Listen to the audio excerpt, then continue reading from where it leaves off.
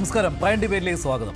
വിശ്വാസത്തിന്റെ ഉയർന്ന പീഠത്തിൽ നിന്നിരുന്ന തന്ത്രി ജാമ്യം തേടി പുറത്തേക്ക് വരുമ്പോൾ സംശയങ്ങളുടെ നിഴൽ പിന്നെയും വിട്ടുമാറുന്നില്ല. ഇത് നീതിയുടെ വിജയമോ അല്ലെങ്കിൽ തെളിവില്ലാത്ത കേസിൽ ശബരിമല തന്ത്രിയെ കുടുക്കിയതിന്റെ തെളിവോ? ആരാണ് ഇതിന് പിന്നിൽ? വിശ്വാസത്തെ നിയന്ത്രിക്കാൻ ശ്രമിക്കുന്ന ശക്തികളോ അല്ലെങ്കിൽ പുറത്തു വരാനിരിക്കുന്ന സത്യത്തെ മറയ്ക്കാനുള്ള നീക്കമോ? ഒരു ഭാഗത്ത് ആരോപണങ്ങൾ, മറ്റൊരു ഭാഗത്ത് തന്ത്രിക്ക് ജാമ്യം. ഇത് സത്യം പുറത്തു വരാനുള്ള തുടക്കമാണോ അല്ലെങ്കിൽ ഒരാളെ ലക്ഷ്യമിട്ട് നടത്തിയ ഗൂഢനീക്കത്തിന്റെ തെളിവോ? വിശ്വാസവും നിയമവും നേർക്ക് നേർ നിൽക്കുന്ന ഈ നിമിഷത്തിൽ ശബരിമല സ്വർണ്ണക്കൊള്ളയിൽ തന്ത്രി നിരപരാധിയോ അല്ലെങ്കിൽ ജാമ്യം താൽക്കാലിക ആശ്വാസം മാത്രമോ? തെളിവിന്റെ കണിക പോലും ഇല്ലെന്ന് കോടതി. ശരിക്കും കുടുക്കിയതോ? യുവതീ പ്രവേശനത്തെ എതിർത്തതിലെ പ്രതികാരമാണോ? പ്രൈം ഡിബേറ്റ് ചർച്ച ചെയ്യും.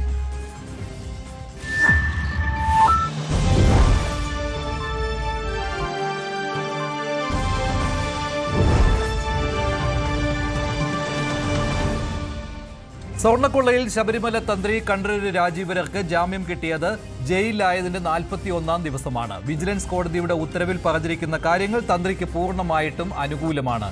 അതായത് സംശയത്തിന്റെയോ തെളിവിന്റെയോ ഒരു കണിക പോലും തന്ത്രിക്കെതിരെ ഇല്ല എന്നുള്ളതാണ് കോടതിയുടെ നിരീക്ഷണത്തിൽ വന്നിരിക്കുന്നത്. കോടതി ഉത്തരവിൽ പറഞ്ഞിട്ടുള്ള കാര്യങ്ങൾ തന്ത്രി എന്തെല്ലാം വാദം കോടതി മുൻപാകെ ഉന്നയിച്ചോ അതെല്ലാം ശരിവെക്കുന്ന രീതിയിലാണ്. 2 കേസുകളായിരുന്നു സ്വർണ്ണക്കൊള്ളയിൽ ശബരിമല തന്ത്രിക്കെതിരെ ഉണ്ടായിരുന്നത്.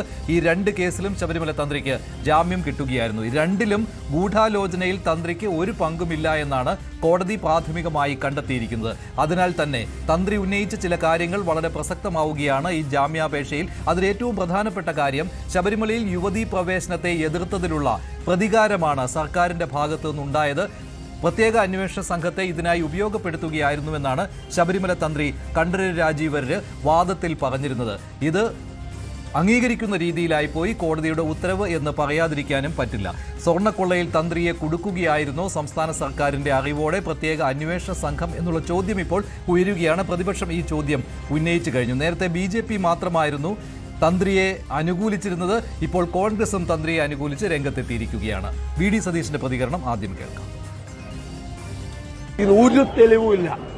ഒരു തെളിവുമില്ലാതെ ഈ ഒരു കുറ്റകൃത്യത്തിൽ ഒരു പങ്കാളിത്തവും ഇല്ലാതെ ശബരിമല തന്ത്രിയെ പോലെ ഒരാളെ 41 ദിവസം ജയിലിലിട്ടത് എന്തിനാണ് എന്ന് SIT പറയണം. SIT പറയണം. കാരണം CPM നേതാക്കൾക്കെതിരായി ആരോപണങ്ങൾ മൂർച്ച വെച്ചപ്പോൾ അതിൽ നിന്നും വഴിതിരിച്ചു വിടുന്നതിന് വേണ്ടിയിട്ടാണ് മുഖ്യമന്ത്രിയുടെ ഓഫീസിന്റെ സ്വാധീനത്തിൽ ഈ തന്ത്രിയെ അറസ്റ്റ് ചെയ്തെന്നുള്ളൊരു ആരോപണമുണ്ട്. അല്ല, ഞാൻ നിരപരാധിയാണെന്നല്ലല്ലോ ഞാൻ പറഞ്ഞത്. ഒരാളെ തന്ത്രിയെ പോലെ ഒരാളെ അറസ്റ്റ് ചെയ്യുമ്പോൾ എന്താണ് അദ്ദേഹത്തിന്റെ പങ്കാളിത്തം? എന്ത് കുറ്റകൃത്യമാണ് അദ്ദേഹം ചെയ്തിട്ടുള്ളത്? ഏത് ഒഫൻസാണ് ചെയ്തിട്ടുള്ളത്? ഏത് സെക്ഷനാണ് അദ്ദേഹത്തിനെതിരായി അട്രാക്ട് ചെയ്യപ്പെടുന്നത് എന്ന് പറയണ്ടേ? പറഞ്ഞില്ല. അതെന്നെ കോടതി പറഞ്ഞത്. കോടതി പറഞ്ഞത് അയോട്ട ഓഫ് എവിഡൻസ് പോലും ഇല്ലെന്ന, തെളിവിന്റെ ഒരു അംശം പോലും ഇല്ല എന്നാ പറഞ്ഞത്. തെളിവിന്റെ ഒരു കണിക പോലും ഇല്ല എന്നുള്ള കോടതിയുടെ പരാമർശമാണ് ഇപ്പോൾ പ്രത്യേക അന്വേഷണ സംഘത്തിന് എതിരായിരിക്കുന്നത്. ശ്രീ M ജയചന്ദ്രൻ, ശ്രീ അനിൽ വിളയിൽ, ശ്രീ നിജേഷ് അരവിന്ദ്, ശ്രീ ശ്രീജിത്ത് പണിക്കർ എന്നിവരാണ് പ്രൈം ഡിബേറ്റിൽ ചേരുന്നത്. ആദ്യം ശ്രീ M ജയചന്ദ്രൻ, ഈ കോടതിയുടെ ഉത്തരവ് വായിച്ചു നോക്കിയാൽ തന്ത്രിയുടെ വാദങ്ങൾ മുഴുവനും അംഗീകരിക്കുന്നതായി പോയി. 2 കേസിലും, ദ്വാരപാലക സ്വർണ്ണപ്പാളികളുടെ കേസിലും വാതിൽ പാളികളുടെ സ്വർണ്ണപ്പാളികളുടെ കേസിലും 2ലും തന്ത്രിക്ക് ഗൂഢാലോചനയിൽ പങ്കില്ല എന്ന വിലയിരുത്തലിലേക്കാണ് കോടതി വന്നിരിക്കുന്നത്. അതായത് SIT എന്തെല്ലാം കാര്യങ്ങൾ തന്ത്രിക്കെതിരെ കൊണ്ടുവന്നോ അതിലേറ്റവും പ്രധാനപ്പെട്ട കാര്യം കുറ്റകരമായ മൗനാനുവാദം നൽകി എന്നുള്ളതാണല്ലോ. ഇതൊന്നും പക്ഷേ തന്ത്രിക്കെതിരെയുള്ള തെളിവായിട്ട് കോടതി അംഗീകരിച്ചിട്ടില്ല. താങ്കളുടെ പ്രതികരണം എങ്ങനെയാണ്? ഇതിപ്പോൾ CPMന്റെ ചില പ്രമുഖരെ രക്ഷിക്കുന്നതിന് വേണ്ടി തന്ത്രിയെ കരുവാക്കുകയായിരുന്നു എന്നുള്ള ആരോപണം ശക്തമായിക്കൊണ്ടിരിക്കുകയാണ്. വളരെ ശക്തമാക്കിക്കൊള്ളൂ, അതിലൊന്നും എനിക്ക് അഭിപ്രായ വ്യത്യാസമില്ല. തന്ത്രിയെ പോലെ ഏറ്റവും ആദരിക്കപ്പെടുന്ന ഒരാൾ ഇത്തരം ഒരു കേസിൽ ജാമ്യം നേടി പുറത്തു വരുമ്പോൾ അദ്ദേഹം കൂടുതൽ കുറ്റാരോപിതനാകാതിരിക്കട്ടെ എന്ന് ആഗ്രഹിക്കാനേ എന്നെപ്പോലുള്ളവർക്ക് സാധിക്കൂ. ഞാൻ അങ്ങനെ തന്നെ ആഗ്രഹിക്കുകയും ചെയ്യുന്നു. പക്ഷേ ഇപ്പൊ ഇന്നലെ കിട്ടിയ ജാമ്യത്തിന്റെ ബെയിൽ ഓർഡർ പുറത്തു വരുമ്പോൾ അതിൽ വായിച്ചു നോക്കുമ്പോൾ അദ്ദേഹത്തെ ഈ കേസിൽ നിന്ന് കുറ്റവിമുക്തനാക്കുകയല്ലല്ലോ ചെയ്തത് മഞ്ജുഷേ. അദ്ദേഹം ഈ കേസിൽ ഇപ്പോഴും 2 കേസുകളിലായി 2 പ്രതിയാണല്ലോ, 2 തരത്തിൽ പ്രതിയാണ്. ആ കേസിൽ അദ്ദേഹത്തെ താങ്കൾ പറഞ്ഞതുപോലെ പ്രോസിക്യൂഷൻ മതിയായ ഒരു എവിഡൻസ് ഹാജരാക്കാൻ കഴിയാതിരുന്നത് കൊണ്ട് അദ്ദേഹത്തെ മോചിപ്പിക്കുന്നു എന്ന് മാത്രമല്ലല്ലോ പറയുന്നത്. അദ്ദേഹത്തിന്റെ ആരോഗ്യപരമായ സാഹചര്യങ്ങൾ കണക്കിലെടുത്ത് ഒക്കെയാണത് പറയുന്നത്. അയോട്ട ഓഫ് എവിഡൻസ് എന്നുള്ളത് അതിന്റെ 92-93 പേജിലുണ്ട് എന്നുള്ളതും ശരിയാണ്. അത് നന്നായിരിക്കട്ടെ. അദ്ദേഹം പിന്നെ ഈ നന്നായിരിക്കട്ടെ എന്ന് പറയുമ്പോൾ ശബരിമല തന്ത്രിയെ 41 ദിവസം ജയിലിലിട്ടതിന് ആര് മറുപടി നൽകും? അങ്ങനെ ഒരു കാര്യം കൂടി ഉണ്ടല്ലോ. ഇപ്പോൾ ശബരിമല തന്ത്രി ശരിയാണ്, ശബരിമലയിലെ ഫൈനൽ അതോറിറ്റി എന്ന രീതിയിൽ കണക്കാക്കാം.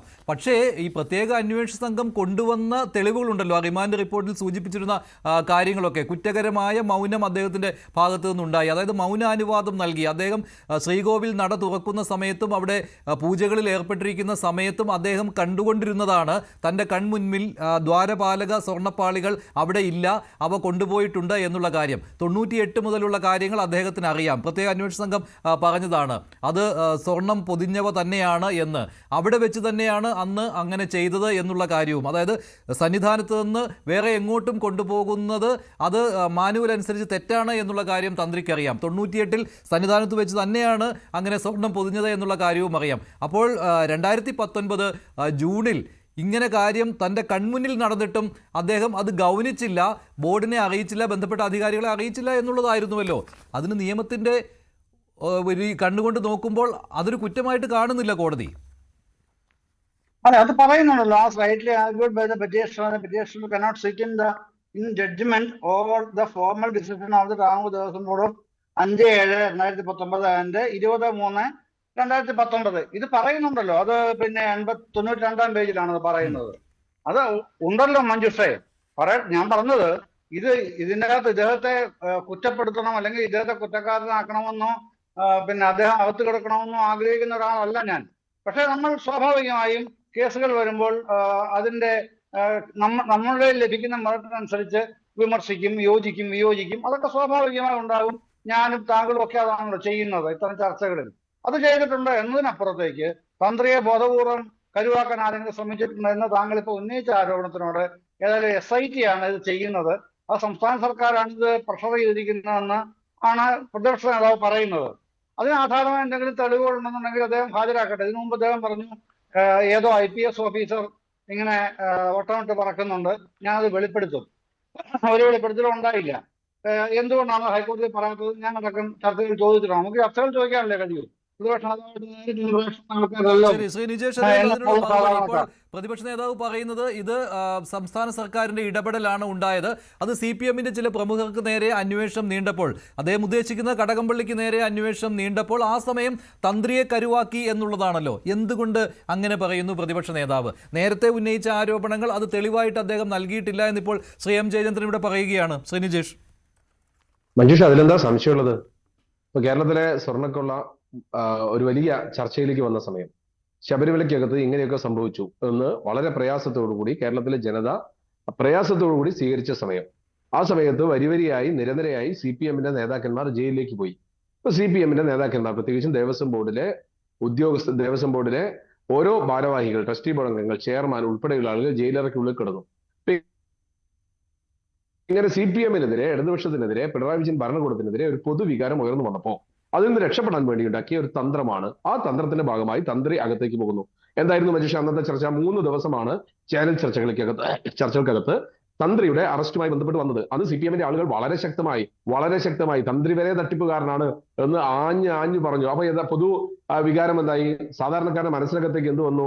തന്ത്രി വരെ, അതിനകത്തുള്ള ശബരിമലയിലെ പൂജാ വിധികൾ ചെയ്യുന്ന തന്ത്രി വരെ തട്ടിപ്പുകാരനാണ്, പിന്നെ എന്ത് വാസു, പിന്നെ എന്ത് പത്മകുമാർ എന്നൊരു നെറേറ്റീവ് സൃഷ്ടിക്കാൻ അന്നത്തെ SIT-ക്ക് സാധിച്ചു, CPM-ന് സാധിച്ചു. അതായത് 2-3 ദിവസം, പിന്നീട് വാജി വാഹനം അടുത്ത 3 ദിവസം, പിന്നെ സോണിയാഗാന്ധി 2 ദിവസം, അങ്ങനെ പറഞ്ഞുകൊണ്ട് അകത്ത് കിടക്കുന്ന CPM-കാർ വളരെ പർപ്പസ്ഫുള്ളി അതിനകത്തുള്ള സ്വർണ്ണ തട്ടിപ്പിന് നേതൃത്വം കൊടുത്ത, പലതും മറച്ചുവെച്ച, പലർക്കും ഒത്താശ ചെയ്തു കൊടുത്ത CPM-ന്റെ നേതാക്കന്മാരെ വെള്ളപൂശാൻ വേണ്ടിയിട്ട് ഒരു പുതിയ സാധനം ഉണ്ടാക്കി കൊണ്ടുവന്നു. അതായിരുന്നു തന്ത്രിയുടെ അറസ്റ്റ്. നൽകിയിട്ടുണ്ടായിരുന്നില്ല കേട്ടോ, തന്ത്രിക്ക് കോൺഗ്രസും നൽകിയിരുന്നില്ല അന്നും. അല്ല, ഞങ്ങൾ ഇന്നും പറയുന്നു, ജുഡീഷ്യറിക്കകത്തുള്ള വാദമുഖങ്ങൾക്കകത്ത് ഇടപെട്ടുകൊണ്ട് ഇതാണ് ശരി, ഇതാണ് തെറ്റ് എന്ന് പറയാൻ മാത്രം വലിപ്പമൊന്നും ഞങ്ങൾക്കുണ്ടായിട്ടില്ല. അന്ന് കോടതി അദ്ദേഹത്തെ റിമാൻഡ് ചെയ്ത സമയത്ത് പ്രതിയാക്കപ്പെട്ട SIT മുന്നോട്ട് വെച്ച വാദമുഖം പറഞ്ഞ സമയത്ത് സ്വാഭാവികമായി ഞങ്ങൾ അതിനെ അംഗീകരിച്ചു. ഞങ്ങളതിനെ ഇഴമൂറി പരിശോധിക്കാൻ പോയിട്ടില്ല. പക്ഷെ ഇന്ന് ഒരു കണിക പോലുമില്ല സംശയത്തിന്റെ കണിക പോലുമില്ല എന്ന് ഹൈക്കോടതി കോടതി ഉത്തരവിൽ വരുന്നുണ്ട് എങ്കിൽ യഥാർത്ഥത്തിൽ അത് കുടുക്കിയതാണ് എന്നുള്ള കാര്യത്തിൽ എന്താണ് സംശയമുള്ളത്? എന്ത് സംശയമാണ് ബാക്കിയുള്ളത്? പക്ഷെ SIT പറഞ്ഞ കാര്യമുണ്ടല്ലോ, അതിന്റെ മെറിറ്റിൽ നിങ്ങൾക്കും എന്തുകൊണ്ട് സംശയം തോന്നുന്നു? ഇപ്പോൾ നിയമത്തിന്റെ കണ്ണിലൂടെ നോക്കുമ്പോൾ അത് ചിലപ്പോൾ ശരിയായിരിക്കില്ല. കാരണം അദ്ദേഹം മൗനാനുവാദം നൽകുകയായിരുന്നുവെന്ന്. തന്ത്രിക്ക് ശരിയാണ്, ദേവസ്വം ബോർഡിന്റെ ഭരണകാര്യങ്ങളിൽ ഇടപെടുവാൻ അങ്ങനെ ഇടപെടേണ്ട ആവശ്യമില്ല. അത് നിയമപരമായിട്ട് അങ്ങനെയാണ്, അദ്ദേഹത്തിന് ഇടപെടേണ്ട. ആചാരപരമായ കാര്യങ്ങളിൽ മാത്രം മതി. ഇവിടെ കോടതിയും ചൂണ്ടിക്കാണിച്ചിരിക്കുന്നത് അത് തന്നെയാണ്. ഈ സ്വർണ്ണപ്പാളികൾ അറ്റകുറ്റപ്പണിക്ക് കൊണ്ടുപോകുന്നു എന്നത് ആചാരപരമായിട്ടുള്ള കാര്യമല്ല എന്ന്. പക്ഷേ SIT വേറൊരു ആംഗിളിലാണ് അവിടെ ഈ റിമാൻഡ് റിപ്പോർട്ടിൽ കാര്യങ്ങൾ പറഞ്ഞിരുന്നത്. തന്ത്രിയുടെ കൺമുന്നിലാണ് ഇത് നടന്നത്. തന്ത്രിക്ക് അറിയാമായിരുന്നു ഇത് കൊണ്ടുപോയത്. തന്ത്രി അവിടെ നട തുറന്ന സമയത്ത് അവിടെ ഉണ്ടായിരുന്നില്ല സ്വർണ്ണപ്പാളികൾ, അത് കൊണ്ടുപോയിരുന്നു. ഈ തിരിച്ചു കൊണ്ടുവന്ന എത്ര നാൾ കഴിഞ്ഞാണ് കൊണ്ടുവന്നത് എന്നുള്ള കാര്യവും തന്ത്രിക്ക് അറിയാം. അത് ഓരോ മാസപൂജകൾക്കും അദ്ദേഹം ശബരിമല ശ്രീകോവിൽ വരുന്ന സമയം കണക്കാക്കി തന്നെയാണ് ഇങ്ങനെയൊക്കെ SIT പറഞ്ഞത്.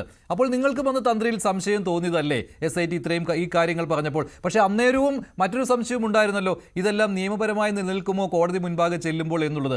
അതല്ലേ ശരിക്കും ഈ ജാമ്യ ഉത്തരവിൽ വന്നിരിക്കുന്നത്? നിയമപരമായി നോക്കുമ്പോൾ തന്ത്രി പെർഫെക്റ്റ് ആണ്. പക്ഷേ മറ്റു കാര്യങ്ങൾ നോക്കുമ്പോൾ തന്ത്രി ഇത് അറിഞ്ഞിട്ടില്ല എന്ന് നമുക്ക് പറയാൻ പറ്റുമോ ശ്രീ നിജേഷ് അരവിന്ദ്?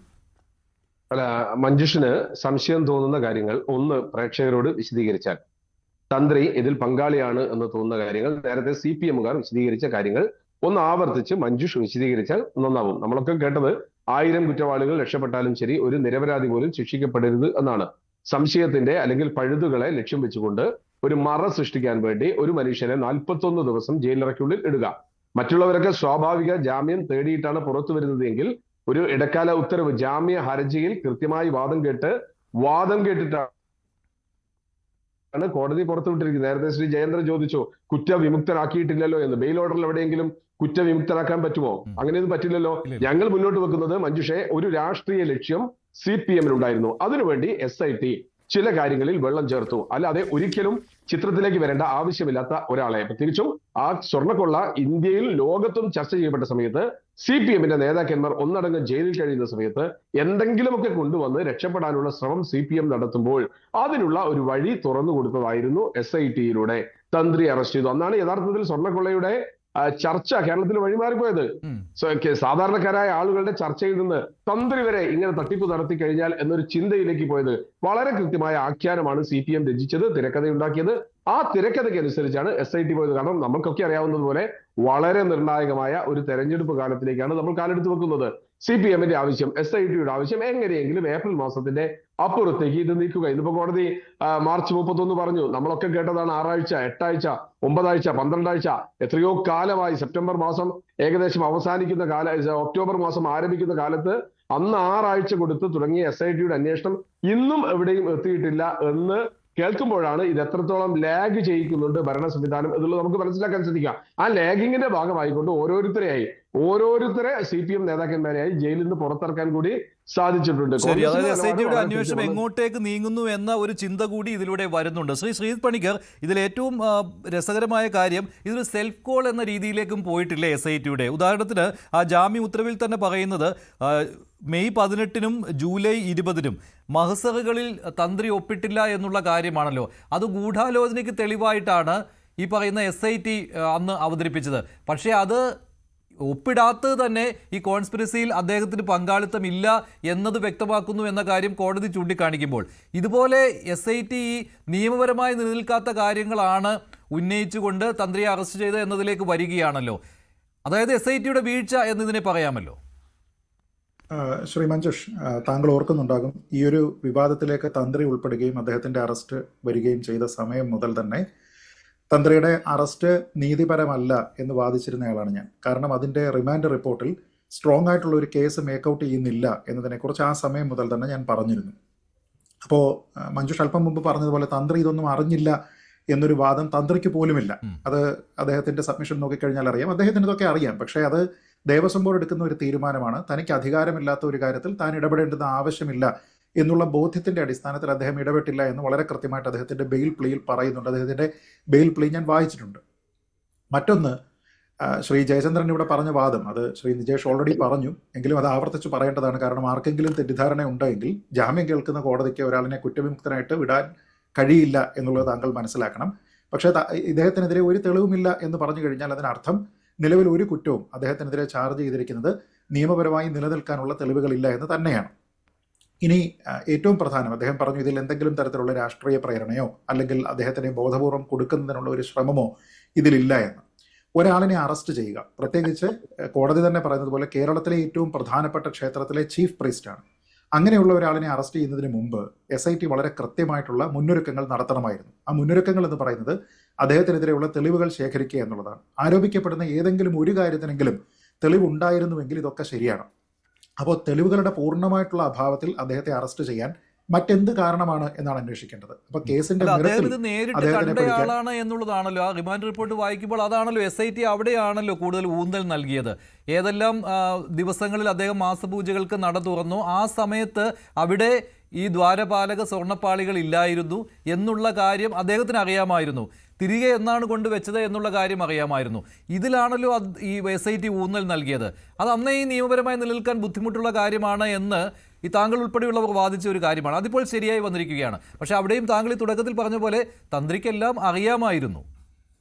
അല്ല, തന്ത്രിക്ക് അറിയുന്ന തെറ്റല്ല, അവിടെയാണ് പ്രശ്നം. അതായത് ദേവസ്വം ബോർഡിന് അറ്റകുറ്റപ്പണിക്കുള്ള പൂർണ്ണമായിട്ടുള്ള അവകാശമുള്ള കാര്യങ്ങളാണ് ദ്വാരപാലക പാളികളിലെ സ്വർണ്ണമായിക്കോട്ടെ, കട്ടിളപ്പാളിയിലെ സ്വർണ്ണമായിക്കോട്ടെ, അത് ചെയ്യാനായിട്ട് പൂർണ്ണമായിട്ടും എംപവേർഡ് ആയിട്ടുള്ള ഒരു ബോഡിയാണ് ദേവസ്വം ബോർഡ്. കാരണം കൊണ്ടുപോകരുത് എന്നുള്ള കാര്യവും തന്ത്രിക്ക് അറിയാമായിരുന്നു, കൊണ്ടുപോയി എന്നുള്ള കാര്യവും അദ്ദേഹത്തിന് അറിയാമായിരുന്നു.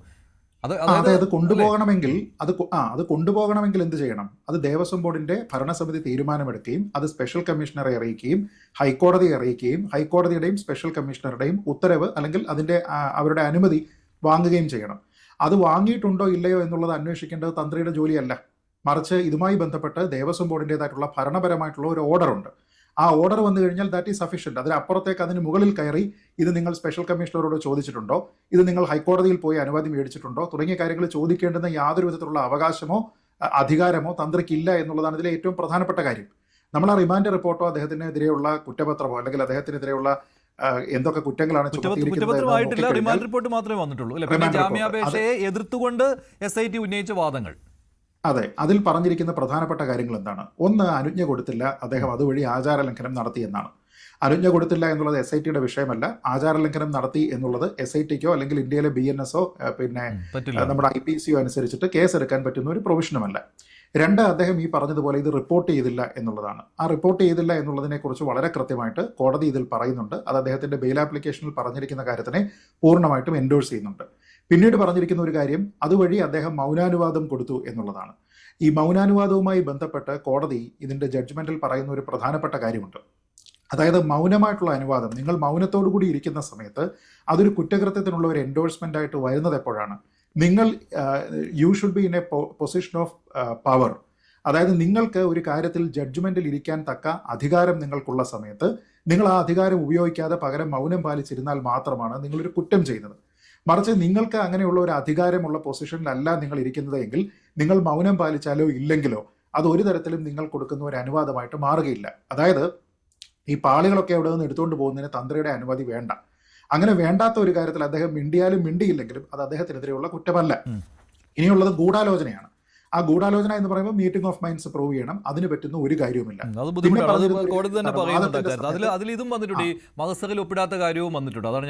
അതെ, അതോടൊപ്പം തന്നെ വാദത്തിനിടയിൽ അദ്ദേഹത്തിനെതിരെ പറഞ്ഞ കാര്യം, ഉണ്ണികൃഷ്ണൻ പോറ്റിയും തന്ത്രിയും ഒരേ സമയത്ത് ശ്രീരാംപുര ക്ഷേത്രത്തിൽ ഉണ്ടായിരുന്നു എന്നുള്ളതാണ്.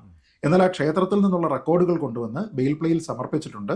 1997 മുതൽ 2003 വരെയാണ് ഈ ഉണ്ണികൃഷ്ണൻ പോറ്റി അവിടെ കീഴ്ശാന്തിയായിട്ട് പ്രവർത്തിച്ചത്. അത് കഴിഞ്ഞ് 2 വർഷം കഴിഞ്ഞിട്ട് 2005 മുതൽ 2015 വരെയുള്ള സമയത്താണ് കണ്ഠര് രാജീവര് അവിടെ തന്ത്രിയായിരുന്നത്. ഓവർലാപ്പിംഗ് പീരീഡിൽ അവിടെ ഉണ്ടായിരുന്നില്ല. അതിനു മുമ്പ് മോഹനരോ അതോ നീലകണ്ഠരോ ആരോ ആയിരുന്നു.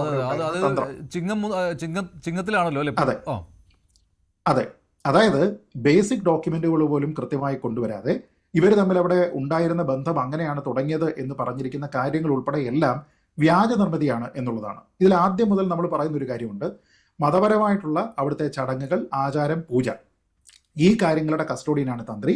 അവിടെയുള്ള റിപ്പയർ, മെയിൻ്റനൻസ്, അപ്കീപ്പ് തുടങ്ങിയ അതേ വാക്കുകൾ ഉപയോഗിക്കുന്നു. ഇതിലെന്ന് പറഞ്ഞാൽ തന്ത്രിക്ക് കാര്യങ്ങൾ അറിയാമായിരുന്നു, തന്ത്രി ഇതെല്ലാം അറിഞ്ഞതാണ്. പക്ഷെ നിയമപരമായി തന്ത്രിക്ക് ബാധ്യതയില്ല ഇക്കാര്യങ്ങൾ റിപ്പോർട്ട് ചെയ്യാനോ തടയാനോ. പക്ഷേ വിശ്വാസികളുടെ കണ്ണിൽ ഇങ്ങനെ ആയിരിക്കില്ല. കാരണം തന്ത്രി അറിഞ്ഞിട്ടും അത് എന്തുകൊണ്ട് അത് പറഞ്ഞില്ല, എന്തിന് അത് സമ്മതിച്ചു? എന്തായാലും വിശ്വാസികൾക്ക് ദോഷകരമായ കാര്യം അവിടെ സംഭവിച്ചിട്ടുമുണ്ട്. പക്ഷേ നിയമത്തിൻ്റെ കണ്ണിൽ നോക്കുമ്പോൾ തന്ത്രി കുറ്റക്കാരനല്ല. കാരണം തന്ത്രിക്ക് അതിനുള്ള ബാധ്യതയില്ല. പിന്നെ ഈ പറയുന്നത് ഈ SITക്ക് പറ്റിയ മറ്റൊരു വീഴ്ചയാണ് ഈ പറഞ്ഞത്. ഓരോ വർഷം വീതം താഴമൺ തന്ത്രി കുടുംബത്തിൽ ഇങ്ങനെ തന്ത്രിമാർ മാറിക്കൊണ്ടിരിക്കും ശബരിമലയിൽ. അതുപോലും കണക്കാക്കാതെയാണ് ഈ കുറ്റകൃത്യം നടന്ന പീരീഡ്, ഒരു കേസിൽ ആ കുറ്റകൃത്യം നടന്ന പീരീഡിൽ, അതായത് സ്വർണ്ണപ്പാളികൾ തിരികെ കൊണ്ടുവന്ന സമയത്ത് അദ്ദേഹം ആയിരുന്നില്ല തന്ത്രി. അപ്പോൾ അതുപോലും SIT അന്വേഷിച്ച് അത് ക്രോസ് ചെക്ക് ചെയ്യാതെയാണ് ചെയ്തത്. അങ്ങനെയുള്ള പ്രശ്നങ്ങളൊക്കെ ഇതിനകത്ത് വന്നിട്ടുണ്ട്. അതായത് നിയമത്തിൻ്റെ കണ്ണിൽ തന്ത്രി രക്ഷപ്പെടും, ഒരു സംശയവുമില്ലാത്ത കാര്യമാണിപ്പോൾ. വിശ്വാസികളുടെ കണ്ണിലോ? തീർച്ചയായിട്ടും നമ്മൾ ഈ ചർച്ചയുടെ തുടക്കം മുതൽ സ്ഥിരമായി പങ്കെടുക്കുന്ന ആൾക്കാരാണ് ഇന്നത്തെ ഈ ചർച്ചയിലും പങ്കെടുക്കുന്നത്. അന്ന് തൊട്ട് ഞാൻ ഉൾപ്പെടെ ആൾക്കാർ, അല്ലെങ്കിൽ സംഘപരിവാർ പ്രസ്ഥാനങ്ങളുടെ ആൾക്കാർ എന്ന് നിങ്ങൾ വിശേഷിപ്പിക്കുന്ന ഞങ്ങളൊക്കെ തന്നെ പറഞ്ഞു വരുന്ന ഒരു വാദമുഖമായിരുന്നു, ശബരിമല ക്ഷേത്രത്തിലെ ഒരു തരി സ്വർണമോ ഒരു രൂപയെങ്കിലോ നഷ്ടപ്പെട്ടിട്ടുണ്ടെങ്കിൽ അതിന് കാരണക്കാരായ വ്യക്തികൾ ആരായാലും, അത് തന്ത്രി ആയാലും മന്ത്രി ആയാലും, നിയമത്തിന്റെ മുമ്പിൽ അതിന്റെ പ്രോസസ്സിന് വിധേയനാകണം എന്ന ഒരു വാദമുഖമായിരുന്നു ഞങ്ങൾ ഉയർത്തിയിരുന്നത്. തീർച്ചയായിട്ടും ഇപ്പോൾ വളരെ സന്തോഷം തോന്നുകയാണ്. ഹൈന്ദവ സമൂഹത്തിനെ സംബന്ധിച്ചിടത്തോളം ഏറ്റവും ഉയർന്ന പദവി വഹിക്കുന്ന ഒരാൾ തന്നെയാണ് ശബരിമലയിലെ തന്ത്രി എന്ന് പറയുന്നത്. അദ്ദേഹത്തിനോട് പിണറായി സർക്കാരിന് അല്ലെ മുഖ്യമന്ത്രിക്ക് ഉണ്ടായിട്ടുള്ള ഒരു വിരോധമാണ് ഇതിന്റെ തുടക്കത്തിന്റെ കാരണമെന്ന് വളരെ വ്യക്തമാണ്. തുലാമാസ പൂജകൾ നമുക്കറിയാം. ഈ യുവതീ പ്രവേശനം നടന്ന വർഷത്തെ തുലാമാസ പൂജകൾക്ക് ശേഷം, നട അടച്ചതിന് ശേഷം, ബഹുമാനപ്പെട്ട കേരളത്തിന്റെ മുഖ്യമന്ത്രി തിരുവനന്തപുരത്ത് നടത്തിയ ഒരു പത്രസമ്മേളനവും പത്തനംതിട്ടയിൽ നടത്തിയ ഒരു പൊതുസമ്മേളനത്തിലും പറഞ്ഞ വാദങ്ങൾ ശ്രദ്ധിക്കുമ്പോൾ ഇന്നത്തെ ഈ ബെയിൽ ആപ്ലിക്കേഷനുമായി വളരെയധികം ബന്ധമുണ്ടെന്ന് കാണാൻ സാധിക്കും. എന്താണ് അദ്ദേഹം പറഞ്ഞത്? ദേവസ്വം ബോർഡിലെ ഒരു ജീവനക്കാരൻ മാത്രമാണ് തന്ത്രി. അദ്ദേഹത്തിന്റെ കോന്തലയിൽ കെട്ടിയിട്ട താക്കോൽ ഉണ്ട് എന്നുള്ള കാരണത്താൽ വലിയ ഗർവൊന്നും താങ്കൾ കാണിക്കരുത്, എപ്പോൾ വേണമെങ്കിലും ഞങ്ങൾ ചവിട്ടി പുറത്താക്കും എന്നുള്ള ഒരു വാദമായിരുന്നു ബഹുമാനപ്പെട്ട മുഖ്യമന്ത്രിയുടെ ഭാഗത്തുനിന്നുണ്ടായത്. ഈ ബെയിൽ ആപ്ലിക്കേഷൻ നമ്മൾ നോക്കുമ്പോൾ വളരെ വ്യക്തമായ രീതിയിൽ ബഹുമാനപ്പെട്ട മോഹിത് ജഡ്ജി, എനിക്ക് അദ്ദേഹത്തിനെ അറിയാം, ഞാൻ അദ്ദേഹത്തിന്റെ മുമ്പിൽ പ്രാക്ടീസ് ചെയ്തിട്ടുള്ളതാണ്, വളരെ നീതിയുക്തനായിട്ടുള്ള ജുഡീഷ്യൽ ഓഫീസറാണ്. അദ്ദേഹം എഴുതി വെച്ചിട്ടുണ്ട് ഈ കാര്യങ്ങൾ. തന്ത്രി എന്താണ്? അഡ്വക്കേറ്റ് രാമൻപിള്ള വഴി ബഹുമാനപ്പെട്ട വിജിലൻസ് കോടതിയിൽ അവതരിപ്പിച്ച 2 കാരണങ്ങളാണ്. മുഖ്യമന്ത്രിക്ക് തന്നോട് വിരോധമുണ്ട്. എന്താണ് കാരണം? ഒന്ന്, യുവതികളെ പ്രവേശിപ്പിക്കുകയാണ് എന്നുണ്ടെങ്കിൽ ഞാൻ ശബരിമലയിലെ നട അടച്ചിട്ടും ഭക്തന്മാർക്കും വിശ്വാസികൾക്കും ഒപ്പമാണ് താൻ എന്ന് പ്രഖ്യാപനം നടത്തുന്നത് മുഖ്യമന്ത്രിക്ക് ഇഷ്ടപ്പെട്ടില്ല. രണ്ടാമത്തേത്, കേരളത്തിലെ മുഖ്യമന്ത്രി ഇപ്പോൾ ബാറുകൾ സദാ തുറന്നിടുന്നതിലുള്ള ജാഗ്രത കാണിക്കുന്ന ആളാണ്. അതേപോലെ തന്നെ എല്ലാ ദിവസവും ശബരിമല തുറന്നിടണമെന്നുള്ള മുഖ്യമന്ത്രി, എന്ന് വെച്ചാൽ കേരള ഖജനാവിനെ നിറയ്ക്കുന്നതിൽ മുഖ്യ പങ്ക് വഹിക്കുന്ന ഈ ശബരിമല ക്ഷേത്രത്തിനെ ദിവസവും തുറന്നിടുന്ന ഒരു ബാർ ഹോട്ടലിന് സമാനം മുഖ്യമന്ത്രിയുടെ സങ്കല്പത്തിലുള്ള ബാർ ഹോട്ടൽ സങ്കല്പത്തിലേക്ക് ശബരിമലയെ കൊണ്ടുവരണമെന്ന് ആവശ്യപ്പെട്ടതിനെ എതിർക്കുകയും ചെയ്തു. ഈ 2 കാരണങ്ങളാലാണ് SIT എന്നെ പ്രതിയാക്കി ഈ കേസിനകത്ത് ഉൾപ്പെടുത്തി 41 ദിവസം ശബരിമലയുമായി വിശ്വാസവുമായി ബന്ധപ്പെട്ട ഏറ്റവും ക്രൂഷ്യലായ ഡേറ്റ് ആണ് 41 ദിവസം. ഈ 41 ദിവസം എന്നെ ജയിലിലിട്ടതിന്റെ കാരണഭൂതന് കേരളത്തിലെ മുഖ്യമന്ത്രിയാണെന്ന് പറയുകയും സംഘപരിവാർ പ്രസ്ഥാനങ്ങൾ തുടക്ക സമയത്തൊക്കെ തന്ത്രിയും ഇതിൽ ഉൾപ്പെട്ടിട്ടുണ്ടെങ്കിൽ തന്ത്രിക്കെതിരെയും അന്വേഷണം വരട്ടെ, തന്ത്രിയെ അറസ്റ്റ് ചെയ്യട്ടെ എന്നുള്ള ഒരു നിലപാടിലായിരുന്നുവല്ലോ. പെട്ടെന്ന് നിങ്ങൾ ട്രാക്ക് മാറ്റുകയാണോ ഇപ്പോൾ വിജിലൻസ് കോടതിയുടെ ഈ ജാമ്യ ഉത്തരവ് വന്നതിന് ശേഷം? താങ്കൾ വ്യാഖ്യാനിക്കരുത്. ഞങ്ങൾ പറഞ്ഞെന്താ, ശബരിമല ക്ഷേത്രവുമായി ബന്ധപ്പെട്ട് എന്നുള്ളതല്ല, ഈ ദേവസ്വം ബോർഡിന്റെയോ ക്ഷേത്രങ്ങളുമായി ബന്ധപ്പെട്ട് ഒരു രൂപയെങ്കിലും ആരുടെയെങ്കിലും ഏതെങ്കിലും കാരണത്താൽ നഷ്ടപ്പെട്ടിട്ടുണ്ടെങ്കിൽ അതിന് കാരണക്കാരനായ വ്യക്തി തന്ത്രിയാണെങ്കിലും മന്ത്രിയാണെങ്കിലും അറസ്റ്റ് ചെയ്യപ്പെടുക തന്നെ വേണമെന്നുള്ള നിലപാട് തന്നെയാണ് ഞങ്ങൾക്കുള്ളത് എന്ന് പറഞ്ഞുകൊണ്ട് ധാർമ്മികത വിട്ടുകൊണ്ട് മുഖ്യമന്ത്രിയുടെ പാദസേവ ചെയ്യുന്ന SIT ഇന്ന് എന്തായി മാറി? വെറും ഇക്കാര്യത്തിൽ പ്രശ്നമില്ലേ? ഇപ്പോൾ താങ്കളുടെ സംഘടന ഇക്കാര്യത്തിൽ പ്രശ്നമില്ലേ? തന്ത്രി അറിഞ്ഞിരുന്നു അവിടെ നിന്ന് സ്വർണ്ണപ്പാളികൾ കൊണ്ടുപോയ വിവരം. അത് വിശ്വാസികളുടെ വിശ്വാസത്തെ കളങ്കമേൽപ്പിക്കുന്ന ഒന്നാണല്ലോ. കാരണം സന്നിധാനത്ത് നിന്ന് കൊണ്ടുപോകാൻ പാടില്ല. അവിടെ ഈ സ്വർണ്ണക്കൊള്ള നടന്നത് തന്ത്രിക്ക് അറിയാം, പക്ഷേ നിയമം അനുസരിച്ച് അദ്ദേഹം മിണ്ടാൻ പാടില്ല. അതാണല്ലോ ഇപ്പോൾ വന്നിരിക്കുന്നത്. അല്ല, അതിനുത്തരം എന്റെ സുഹൃത്തായ ശ്രീജിത്ത് പണിക്കർ വളരെ വ്യക്തമായി. അങ്ങനെയാണെങ്കിൽ ശ്രീ മഞ്ജുഷ, ഒരു കാര്യം കൂടെ നമ്മൾ നോക്കേണ്ടതുണ്ട്. ബഹുമാനപ്പെട്ട ഹൈക്കോടതി ശബരിമലയിലെ ഇത്തരത്തിലുള്ള എല്ലാ കാര്യങ്ങളും സസൂക്ഷ്മം വീക്ഷിക്കാൻ വേണ്ടി ഒരു സ്പെഷ്യൽ ജില്ലാ ജഡ്ജി അവിടെ നിയമിച്ചിട്ടുണ്ടല്ലോ. അദ്ദേഹവും അവിടെ എല്ലാ മാസപൂജ സമയത്തും അല്ലാത്തപ്പോഴും ഒക്കെ അവിടെ പോകുന്ന ആളാണ്. എന്തുകൊണ്ടാണ് അദ്ദേഹത്തിന്റെ ശ്രദ്ധയിൽ ഇത് പെടാതിരുന്നത്? 2025 ശബരിമല സ്പെഷ്യൽ കമ്മീഷണർ ഇക്കാര്യം ബോധ്യമായിരുന്നു. അദ്ദേഹമാണ് കോടതിക്ക് റിപ്പോർട്ട് നൽകിയതും. സ്പെഷ്യൽ കമ്മീഷണർ ജഡ്ജിയുടെ കാര്യമല്ല പറയുന്നത്, ജയകൃഷ്ണൻ എന്ന് പറയുന്ന ജില്ലാ ജഡ്ജിയുടെ കാര്യമല്ല ഞാൻ പറയുന്നത്. 2019 കാലയളവില് ആദ്യ സമയത്ത് ഈ കട്ടളപ്പാളി വിവാദം ഉണ്ടായ സമയത്ത് അവിടുത്തെ ജില്ലാ ജഡ്ജി സ്പെഷ്യൽ കമ്മീഷണറായിട്ടിരുന്ന മനോജ് എന്ന പേരുള്ള ഒരു ജില്ലാ ജഡ്ജി ഉണ്ടായിരുന്നു. അദ്ദേഹം എന്ത് ചെയ്ത് കണ്ടില്ല, അദ്ദേഹം എന്ത് ദേവസ്വം ബോർഡ് വീഴ്ചയാണ്. അക്കാര്യങ്ങൾ നമ്മൾ എന്തുകൊണ്ട് ശ്രദ്ധിക്കുന്നില്ല? ഈ തന്ത്രിയുടെ ഭാഗത്ത് ഏതെങ്കിലും തരത്തിൽ വീഴ്ചയുണ്ടെങ്കിൽ ദയവായിട്ട് ഇതിനകത്ത് സ്പെഷ്യൽ ഇൻവെസ്റ്റിഗേഷൻ ടീം അതുമായി ബന്ധപ്പെട്ട അന്വേഷണം നടത്തി അദ്ദേഹത്തിനെതിരായിട്ട് തെളിവുകൾ കണ്ടെത്തി അദ്ദേഹത്തിനെതിരെ തെളിയിക്കാൻ സാധിക്കുമെന്നുണ്ടെങ്കിൽ അദ്ദേഹം നിയമവിധേയമായിട്ട് ആ നടപടികളിൽ കൂടി കടന്നുപോയിട്ട് അദ്ദേഹം നിരപരാധിയോ അല്ലെങ്കിൽ അപരാധിയോ ആണെന്നുള്ളത് കോടതി വിധിക്കട്ടെ. ഇപ്പോഴും പ്രഥമ ദൃഷ്ട്യാ തന്നെ ഈ 41 ദിവസമായപ്പോൾ തന്നെ ബഹുമാനപ്പെട്ട ഈ വിജിലൻസ് കോടതിക്ക് മനസ്സിലായി ഒരു തരിമ്പ് എവിഡൻസ് പോലും ഇദ്ദേഹത്തിനെതിരെ ഇല്ല എന്നുള്ളത്. ഒറ്റ കാര്യം കൂടെ പറഞ്ഞ് ഞാൻ അവസാനിപ്പിക്കാം. നമ്മളൊക്കെ ഈ ചർച്ചയിൽ പങ്കെടുത്തുകൊണ്ടിരിക്കുമ്പോഴൊക്കെ തന്നെ ഇതുമായി ബന്ധപ്പെട്ട ഒരു രേഖകളും നമ്മൾ കാണുന്നില്ല. ബഹുമാനപ്പെട്ട ഹൈക്കോടതി പുറപ്പെടുവിക്കുന്ന ചില ഉത്തരവുകളും അല്ലെങ്കിൽ റിമാൻഡ് റിപ്പോർട്ടുകളും മാത്രം വെച്ചാണ് നമ്മൾ ചർച്ച ചെയ്തത്. കേസ് ഡയറി ആയിക്കൊള്ളട്ടെ, അന്വേഷണ ഉദ്യോഗസ്ഥർ പറയുന്ന പത്രസമ്മേളനം ഒന്നും ഈ കേസിലില്ല. ഇതൊക്കെ ഹൈക്കോടതിയുടെ കസ്റ്റഡിയിൽ മാത്രമുള്ള രേഖകളും മറ്റുമാണ്. അതുകൊണ്ടാണ് നമ്മളൊക്കെ ആദ്യ ഘട്ടത്തിൽ തന്ത്രി കുറ്റക്കാരനാണ് എങ്കിൽ അദ്ദേഹം ഈ കേസിൽ കൂടി കടന്നു പോകട്ടെ എന്ന് പറഞ്ഞത്. അതുകൊണ്ട് ഒരു കാര്യം കൂടെ ഉണ്ട്, ഞങ്ങളുടെ കൂട്ടുള്ള ഹൈന്ദവ സംഘടനാ പ്രവർത്തകർക്ക് ഒരു ബുദ്ധിമുട്ടുണ്ട്. ഈ തന്ത്രിയെ അറസ്റ്റ് ചെയ്ത ദിവസം ഞങ്ങൾ തന്ത്രിയെ ന്യായീകരിക്കുകയാണെങ്കിൽ എന്താണ് പറയുന്നത്? നിങ്ങളിപ്പോൾ ഇതുവരെയുള്ള അറസ്റ്റിനെ എല്ലാം ന്യായീകരിച്ചു, ഇപ്പോൾ തന്ത്രിയായപ്പോൾ നിങ്ങൾ കളം മാറ്റി ചവിട്ടി. അതുകൊണ്ടാണ് ഞങ്ങൾ വളരെ കൃത്യമായി പറഞ്ഞു, തന്ത്രിയാണെങ്കിലും മന്ത്രിയാണെങ്കിലും അന്വേഷണത്തിൽ കുറ്റക്കാരാണെന്ന് തെളിയിക്കപ്പെടുകയാണ് എന്നുണ്ടെങ്കിൽ അത് എളുപ്പത്തിൽ പറയാവുന്ന കാര്യമാണ്. അല്ലല്ല, കുറ്റക്കാരാണെന്ന് കണ്ടെത്തിയാൽ ശിക്ഷിക്കേണ്ടി വരുമല്ലോ. അപ്പോൾ എളുപ്പത്തിൽ പറയാവുന്ന ഒരു കാര്യമാണ്. അതേ നിലപാട് തന്നെ. ശരി, ശ്രീ എം ജയചന്ദ്രൻ, ഇവിടെ ഗുരുതരമായ ഒരു ആരോപണം എന്ന് പറയുന്നത് യുവതീ പ്രവേശന സമയത്ത് യുവതീ പ്രവേശനത്തെ എതിർത്തയാളാണ് ശബരിമല തന്ത്രി എങ്കിൽ ഈ കേരളത്തിൽ സംഭവിക്കുന്ന എന്തായിരുന്നു എന്നുള്ളതോടെ നമ്മളൊന്ന് ചർച്ച ചെയ്യേണ്ടത്. യുവതീ പ്രവേശന സമയത്ത് ശബരിമലയിൽ യുവതികൾ പ്രവേശിക്കുന്നത് എതിർത്തയാളാണ് ശബരിമല തന്ത്രി. അപ്പോൾ ആ സമയത്ത് മുഖ്യമന്ത്രിക്ക് തോന്നിയ ഒരു വൈരാഗ്യം അത് SIT-യെ ഉപയോഗിച്ചുകൊണ്ട് തന്ത്രിയെ അറസ്റ്റ് ചെയ്യുന്നത് വരെ എത്തി. അങ്ങനെ ഒരു ആരോപണമുണ്ട്. തന്ത്രി ഇക്കാര്യം ജാമ്യാപേക്ഷയിൽ പറയുകയും ചെയ്തിട്ടുണ്ട്. അതിനെപ്പറ്റിയൊന്നും കോടതി പറഞ്ഞിട്ടില്ലല്ലോ.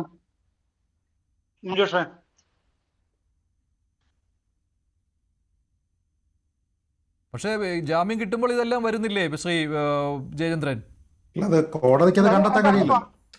അല്ല, അത് പറയാമല്ലോ. ഇപ്പൊ ഈ ചർച്ചയിൽ ഇരുന്ന് നിജേഷ് അരവിന്ദും ശ്രീജിത്ത് പണിക്കരും പറഞ്ഞത് കേട്ടില്ലേ? ഈ കുറ്റവിമുക്തനാക്കിയില്ലല്ലോ എന്നാണ് ഞാൻ ചർച്ച ചെയ്തത് തുടക്കത്തിൽ.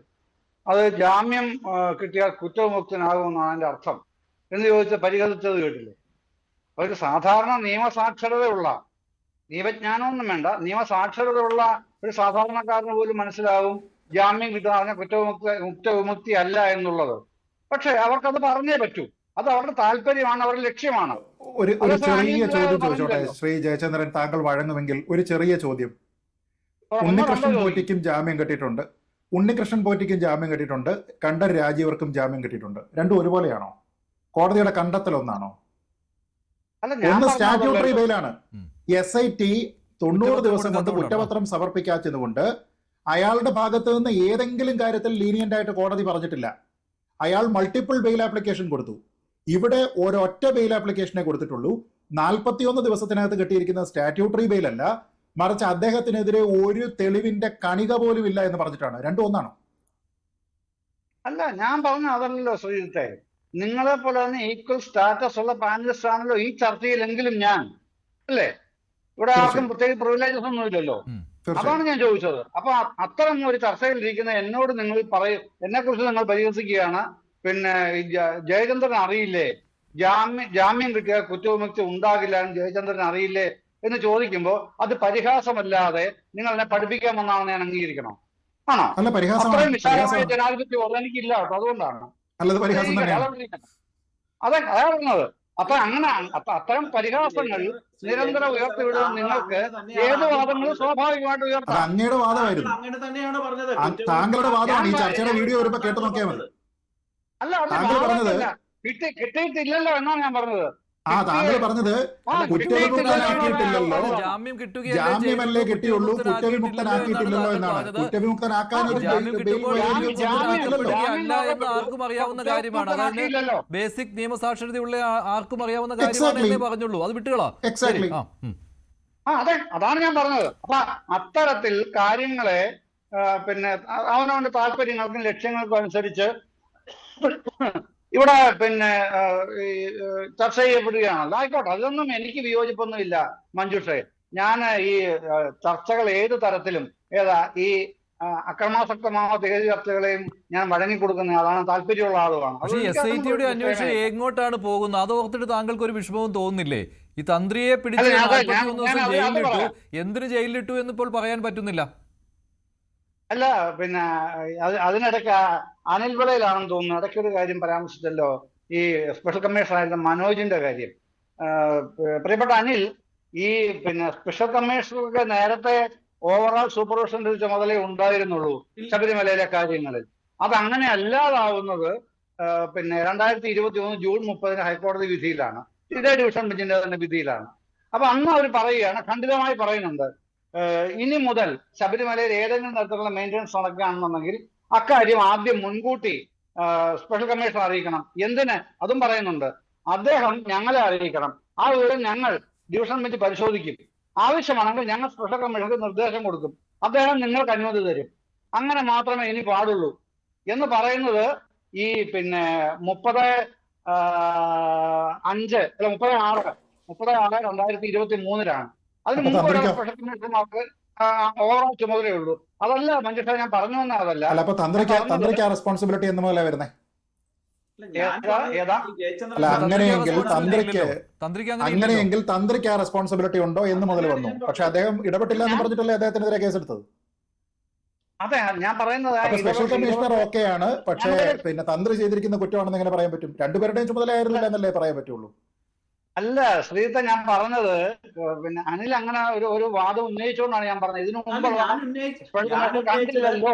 തന്ത്രി എന്ന് പറയുന്ന ബോർഡിലെ ഒരു ഉദ്യോഗസ്ഥനോ ജീവനക്കാരനോ ഒന്നുമല്ല. സ്പെഷ്യൽ കമ്മീഷണർ എന്ന് പറയുന്ന ദേവസ്വം ബോർഡിലെ ഉദ്യോഗസ്ഥനോ ജീവനക്കാരനോ അല്ല. രണ്ടുപേരും കാഴ്ചയിൽ നടന്ന കാര്യങ്ങളെ പറ്റി അറിയിക്കാൻ ബാധ്യസ്ഥരാണ് എന്ന് സെയിമായിട്ടുള്ളൊരു തർക്കം എടുക്കാൻ പാടില്ലെന്നേ പറഞ്ഞുള്ളൂ. എപ്രകാരമാണ് തന്ത്രിയുടെ ഭാഗത്തുനിന്ന് ഏതെങ്കിലും ഒരു വീഴ്ച ഉണ്ടായിട്ടുണ്ടെങ്കിൽ അതേ സമാന സാഹചര്യം സ്പെഷ്യൽ കമ്മീഷണറുടെ ഭാഗത്തുനിന്നും ഉണ്ടായിട്ടുണ്ട്. നേരത്തെ D. ശ്രീവല്ലഭൻ, പഞ്ചാബകേശൻ തുടങ്ങിയ സ്പെഷ്യൽ കമ്മീഷണർമാർ അവിടെ ഇരുത്തിട്ടുണ്ട്. ഇതുപോലെ പല സംഭവങ്ങളെ പറ്റിയും അവർ യഥാകാലങ്ങളിൽ ഹൈക്കോടതിയെ അറിയിച്ചിട്ടുമുണ്ട്. അല്ലാതെ നിർമ്മാണ പ്രവർത്തനങ്ങൾ ഹൈക്കോടതി ഡിവിഷൻ ബെഞ്ചിനെ അറിയിക്കുന്നതും അവിടെ കണ്ട ഒരു കാര്യത്തിനെ പറ്റി ഹൈക്കോടതി ശ്രദ്ധയിൽപ്പെടുത്തുന്നതും രണ്ടാണ്. അത് സ്പെഷ്യൽ ഓർഡറുമായിട്ടൊന്നും അതിന് ബന്ധമേ ഇല്ല. പക്ഷെ അത് ഞാൻ പറഞ്ഞത്, താങ്കൾ ആ വിധി വായിച്ചു നോക്കിക്കോളൂ. താങ്കൾ പ്രാക്ടീസിങ് ലോയറും കൂടെ അല്ലേ, അത് വായിച്ചു നോക്കുമ്പോൾ അറിയാൻ കഴിയുന്ന കാര്യം. ഞാൻ പറഞ്ഞ അതല്ല, അതവിടെ നിൽക്കട്ടെ. ശ്രീ ജയേന്ദ്രൻ, ഇവിടുത്തെ പ്രശ്നം എന്താണെന്ന് വെച്ചാൽ കഴിഞ്ഞ കുറച്ച് നാളുകളായി ഇപ്പോൾ തന്ത്രി അറസ്റ്റിലായതിനു ശേഷം CPM-ഉം LDF-ഉം ഉണ്ടാക്കുന്ന ഒരു നറേറ്റീവായി എന്ന് പറയുന്നത് കണ്ടില്ലേ, ഇപ്പോൾ ആരാണ് പോറ്റിയെ കയറ്റിയത് ശബരിമലയിൽ എന്നുള്ള കാര്യമാണ്. തന്ത്രിയല്ലേ അവിടെ പ്രതിയായിട്ട് നിൽക്കുന്നത്, തന്ത്രി അറിഞ്ഞല്ലേ എല്ലാം നടന്നത് എന്ന് ചോദിക്കുമ്പോൾ ആ ഒരു ചോദ്യത്തിനുള്ള മറുപടി ആയിപ്പോയി ഈ ജാമ്യ ഉത്തരവിലെ പരാമർശങ്ങൾ എന്നുള്ളതാണ്. അത് സമ്മതിക്കാൻ പറ്റില്ലേ താങ്കൾക്ക്? അല്ല, ജാമ്യ ഉത്തരവ് ഞാൻ താങ്കളുടെ ചോദ്യത്തിന് മറുപടിയായിട്ട് പറഞ്ഞു വരികയാണ് മഞ്ജുഷ. അതിലേക്ക് തന്നെ ഇപ്പോ പിന്നെ ഈ ജാമ്യ ഉത്തരവിൽ ഞാൻ എൻ്റെ ഒരു സംശയം ആയിട്ട് ചോദിക്കുകയാണ് എന്ന് തന്നെ വെക്കുക, എന്ന് തന്നെ എടുക്കുക. ജാമ്യ ഉത്തരവിൽ അവസാനം പറയുന്നു, അവസാനത്തെ പിന്നെ എന്താണ് പറയുന്നത്, 10 ഇനം 10 പറയുന്നതിൽ എന്താണ് പറയുന്നത്? ഒരു കാരണവശാലും മാധ്യമങ്ങളോട് തന്ത്രി ഇത്തരം കാര്യങ്ങൾ സംസാരിക്കാനേ പാടില്ല എന്ന് പറയുന്നുണ്ട്. പക്ഷെ രാവിലെ മുതൽ നമ്മൾ കാണുന്ന എന്താണ്, തനിക്കെതിരെ ഗവൺമെന്റിന് പ്രത്യേക വൈരാഗ്യം തന്നോടുണ്ട് എന്ന് കണ്ഠരര് രാജീവർ പറഞ്ഞു. ജാമ്യാപേക്ഷയിൽ പറഞ്ഞ കാര്യമാണ് അദ്ദേഹം. ജാമ്യാപേക്ഷയിൽ മാത്രമാണ് അദ്ദേഹം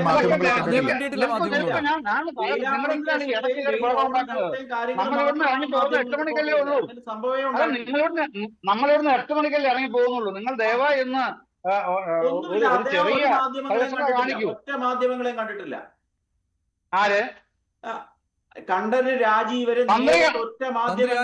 മാധ്യമങ്ങളെ കണ്ടെന്ന് ഞാൻ പറഞ്ഞതേ ഇല്ലല്ലോ സാർ ഈ ചർച്ചയിൽ ഇതുവരെ. ഞാൻ പറഞ്ഞതല്ലേ താങ്കളുടെ എന്താണ്?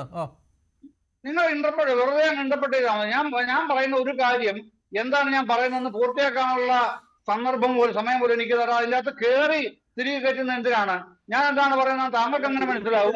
ഞാൻ പറഞ്ഞു വരുന്നതല്ലേ ഉള്ളൂ. ജാമ്യത്തിന്റെ ഓർഡറിലെ 10ാമത്തെ ലംഘിച്ചു എന്നാണ് അങ്ങനെയാണ്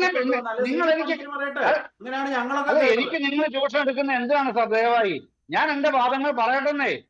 താങ്കളുടെ ട്യൂഷൻ തൽക്കാലം അവിടെ നിർത്തിവെക്കൂ. ഞാൻ എന്റെ അഭിപ്രായങ്ങൾ ഞാൻ പറയട്ടെ, എന്നിട്ടല്ലേ ബാക്കി കാര്യം. താങ്കളുടെ ചർച്ചയിൽ താങ്കൾ പറഞ്ഞോളൂ, അത് കേൾക്കാൻ നമ്മളെല്ലാവരും ബാധ്യസ്ഥരല്ലേ. പക്ഷെ എനിക്കൊരു പറയാനൊരു കാര്യം പറയുമ്പോൾ അത് മുഴുവിപ്പിക്കാനുള്ള സ്വാതന്ത്ര്യമെങ്കിലും എനിക്ക് വിട്ടുതരണം, അതല്ലേ വേണ്ടത്.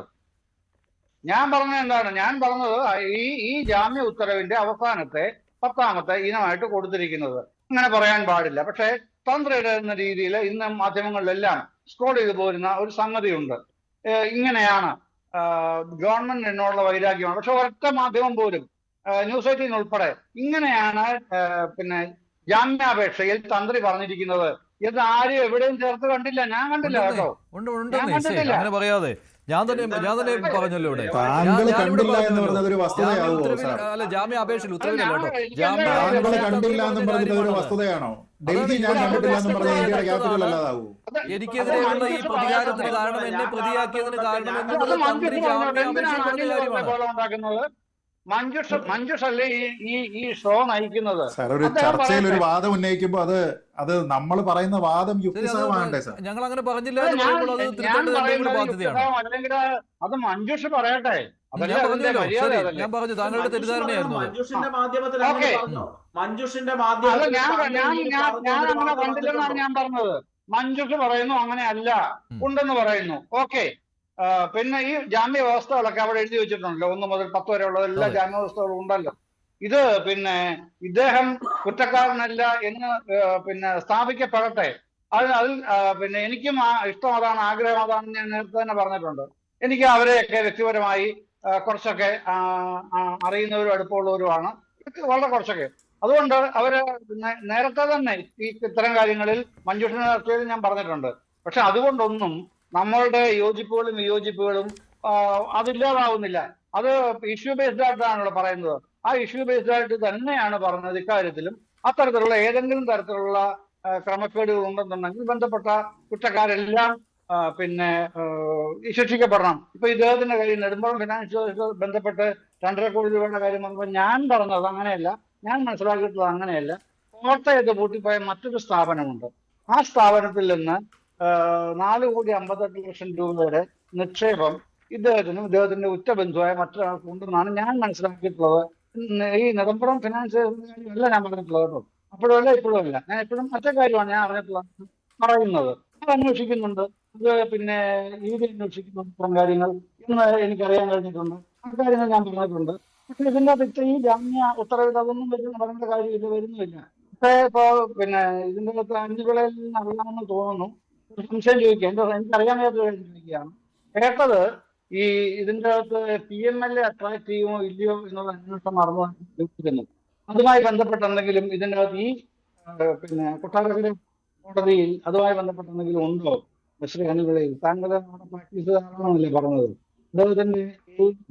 അല്ല, ഈ ജാമ്യ ഉത്തരവ് ശ്രീത് പണിക്കർ, ഈ ജാമ്യ ഉത്തരവ് പരിശോധിച്ചാൽ ഇതിൽ ഏറ്റവും പ്രധാനപ്പെട്ടത് അദ്ദേഹത്തിന് ഇതിലൊന്നും ഇടപെടേണ്ട നിയമപരമായ ബാധ്യതയില്ല. അതുകൊണ്ട് ഇനി അറിഞ്ഞാലും അദ്ദേഹത്തിന് ഇത് പറയേണ്ട ആവശ്യമില്ല. ഇങ്ങനെ ഒരു അതാണല്ലോ അതിൻ്റെ ഒരു ഈ ജാമ്യ ഉത്തരവിൻ്റെ മൊത്തത്തിൽ ഒരു എന്താ പറയുക, അതിൻ്റെ ഒരു ആകെത്തുക എന്ന് പറയുന്നത് അങ്ങനെയാണല്ലോ. അതിനപ്പുറം കൂടുതൽ കാര്യങ്ങളിലേക്ക് ഈ ജാമ്യാപേക്ഷ പരിഗണിച്ചപ്പോൾ കോടതി പോയിട്ടുമില്ല. അല്ല അങ്ങനെയല്ല മഞ്ജുഷ് ആദ്യം മുതൽ തന്നെ ആ ഒരു വാദം പറയുന്നുണ്ട്. അത് ശരിയായിട്ടുള്ള ഒരു ധാരണ അല്ല എന്നുള്ളതാണ് എൻ്റെ അഭിപ്രായം. അതായത് പാളികൾ അവിടെ നിന്ന് കൊണ്ടുപോകുന്ന സമയത്ത് തന്ത്രിക്ക് അതറിയാം. കാരണം ആ സമയത്ത് അദ്ദേഹം അത് കാണുന്നുണ്ട്, അദ്ദേഹത്തിന് അതറിയാം. അത് ആരുടെ തീരുമാനപ്രകാരമാണ്? ദേവസ്വത്തിന്റെ ഭരണസമിതി എന്ന് പറയുന്ന ടോപ്പ് മോസ്റ്റ് ബോഡി എടുക്കുന്ന തീരുമാനത്തിന്റെ അടിസ്ഥാനത്തിൽ, അവരുടെ ഓർഡറിന്റെ അടിസ്ഥാനത്തിലാണ് അത് കൊണ്ടുപോകുന്നത്. സ്പെഷ്യൽ കമ്മീഷണർ, കോടതി എന്നിവരിൽ നിന്ന് നിറം മങ്ങിയിട്ടുണ്ട് എന്ന് അദ്ദേഹം പറയുകയും ചെയ്തിരുന്നു, അദ്ദേഹം എഴുതി കൊടുക്കുകയും ചെയ്തിരുന്നു. പക്ഷെ അവസാനം ഇത് ചെമ്പാണെന്ന് എഴുതിയത് അദ്ദേഹത്തിന് അറിയില്ലായിരുന്നു. അല്ലാതെ തന്നെയല്ല, അദ്ദേഹം അങ്ങനെ എഴുതി കൊടുക്കുന്നത് എനിക്ക് തോന്നുന്നു 2019 ജൂൺ മാസം 18-ാം തീയതി കൊടുത്തിരിക്കുന്നതാണ്. അന്ന് അദ്ദേഹം എഴുതി കൊടുത്തിരിക്കുന്നത് സ്വർണ്ണമാണെന്ന് തന്നെയാണ്. സ്വർണത്തിൽ ചെമ്പിന്റെ അംശം കൂടുതലായിട്ട് തെളിഞ്ഞ് കാണുന്നുണ്ട്. അതാണ് കൂടുതലായിട്ട് തെളിഞ്ഞു കാണുന്നുണ്ട് എന്ന്. അതിന്റെ പേരിൽ ഒരു IPS ഉദ്യോഗസ്ഥൻ അന്വേഷിച്ച വിജിലൻസിന്റെ ഭാഗമായിട്ടുള്ള 2 എൻക്വയറികളിൽ അദ്ദേഹത്തിന് ക്ലീൻ ചിറ്റ് കൊടുത്തതാണ്. കോടതി അത് പറയുന്നുണ്ട്. അത് വളരെ കൃത്യമായിട്ട് അദ്ദേഹം മാത്രമാണ് അത് കൃത്യമായിട്ട് റെക്കോർഡ് ചെയ്തിരിക്കുന്നത് എന്നും അങ്ങനെ അദ്ദേഹം റെക്കോർഡ് ചെയ്തിരിക്കുന്നതിന്റെ അടിസ്ഥാനം തന്നെ അദ്ദേഹത്തിന് ഈ തട്ടിപ്പുമായി ബന്ധമില്ല എന്നും കോടതി കൃത്യമായിട്ട് പറയുന്നുണ്ട്. ഇവിടെ അദ്ദേഹം ഇത് അറിഞ്ഞില്ല എന്നൊരു കേസ് അദ്ദേഹത്തിനില്ല. അങ്ങനെ എങ്ങും അദ്ദേഹത്തിന്റെ ബെയിൽ ആപ്ലിക്കേഷനിൽ പറയുന്നില്ല. ഇത് കൊണ്ടുപോകുന്നത് അദ്ദേഹത്തിന് അറിയാം. പക്ഷെ എങ്ങനെയാ കൊണ്ടുപോകുന്നത് ദേവസ്വത്തിന്റെ ഓർഡർ അനുസരിച്ച് ദേവസ്വത്തിന്റെ തീരുമാനമാണ്. ആ തീരുമാനം ആരുടെ ഓർഡറാണ്? ഭരണസമിതിയുടേതാണ്. സ്പെഷ്യൽ കമ്മീഷണറെയോ കോടതിയോ അറിയിച്ചിട്ട് വേണം അവിടെ നിന്ന് ഒരു ഉരുപ്പടി പുറത്തേക്ക് കൊണ്ടുപോകേണ്ടത് എന്ന് വെച്ച് കഴിഞ്ഞാൽ അതിന്റെ അനുമതി വാങ്ങേണ്ടുന്ന ഉത്തരവാദിത്തം ഭരണസമിതിക്കാണ്. അപ്പോൾ ആ അനുമതി സ്വാഭാവികമായിട്ടും അവർ വാങ്ങി നിയമപരമായിട്ട് ഇത് കൊണ്ടുപോകുമെന്ന് അനുമാനിക്കാൻ മാത്രമേ തന്ത്രിക്ക് കഴിയൂ. അതല്ലാതെ അവിടെ പോയി തർക്കം ഉന്നയിക്കാനൊന്നും തന്ത്രിക്ക് കഴിയില്ല. അത് അദ്ദേഹത്തിന്റെ അവകാശം ഇല്ലാത്തത് കൊണ്ടല്ല, അങ്ങനെ അദ്ദേഹത്തിന് അസ്യൂം ചെയ്യാൻ കഴിയും. പക്ഷെ കൊണ്ടുപോകരുത് അദ്ദേഹത്തിന് അറിയാമായിരുന്നു. കൊണ്ടുപോകരുത്, അത് കൊണ്ടുപോയല്ലോ ഇല്ല, അങ്ങനെയല്ല. കൊണ്ടുപോകണമെങ്കിൽ അതിന് കോടതിയുടെ അനുമതി. അദ്ദേഹത്തിന് കൺമുന്നിൽ അതിന്റെ അറ്റകുറ്റപ്പണി നടക്കുന്നില്ല. 98 അങ്ങനെ ആയിരുന്നില്ല. അതാണ് ഞാൻ പറഞ്ഞത് മഞ്ജുഷ്. അവിടെ നിന്ന് പുറത്തേക്കൊരു സാധനം കൊണ്ടുപോകണമെങ്കിൽ അതിന് കോടതിയുടെ അനുമതി വേണം. അങ്ങനെ കോടതിയുടെ അനുമതി കിട്ടിയിട്ടുണ്ടോ ഇല്ലയോ എന്ന് ഭരണസമിതിയെ ചോദ്യം ചെയ്യേണ്ടുന്ന കാര്യം അദ്ദേഹത്തിനില്ല. കാരണം അതിന്റെ ഒരു എക്സിക്യൂട്ടീവ് ഓർഡർ ഇട്ടതിന് ശേഷം ഭരണസമിതി തീരുമാനിക്കുകയാണെങ്കിൽ ആ ഭരണസമിതി തന്നെയാണ് കോടതിയെ അത് അറിയിച്ചിട്ട് ആ തീരുമാനം എടുക്കേണ്ടത്. അത് ഭരണസമിതിയുടെ ഒരു റുട്ടീൻ പ്രൊസീജിയറാണ്. ആ പ്രൊസീജിയർ അവർ ചെയ്തിട്ടുണ്ടോ ഇല്ലയോ എന്ന് ചെക്ക് ചെയ്യേണ്ടുന്ന കാര്യം അദ്ദേഹത്തിനില്ല. അങ്ങനെ അങ്ങനെ അവർ ചെയ്തിട്ടുണ്ട് എന്ന് അദ്ദേഹത്തിന് അനുമാനിക്കാനേ കഴിയൂ. കാരണം അദ്ദേഹത്തിന്റെ പണിയല്ല.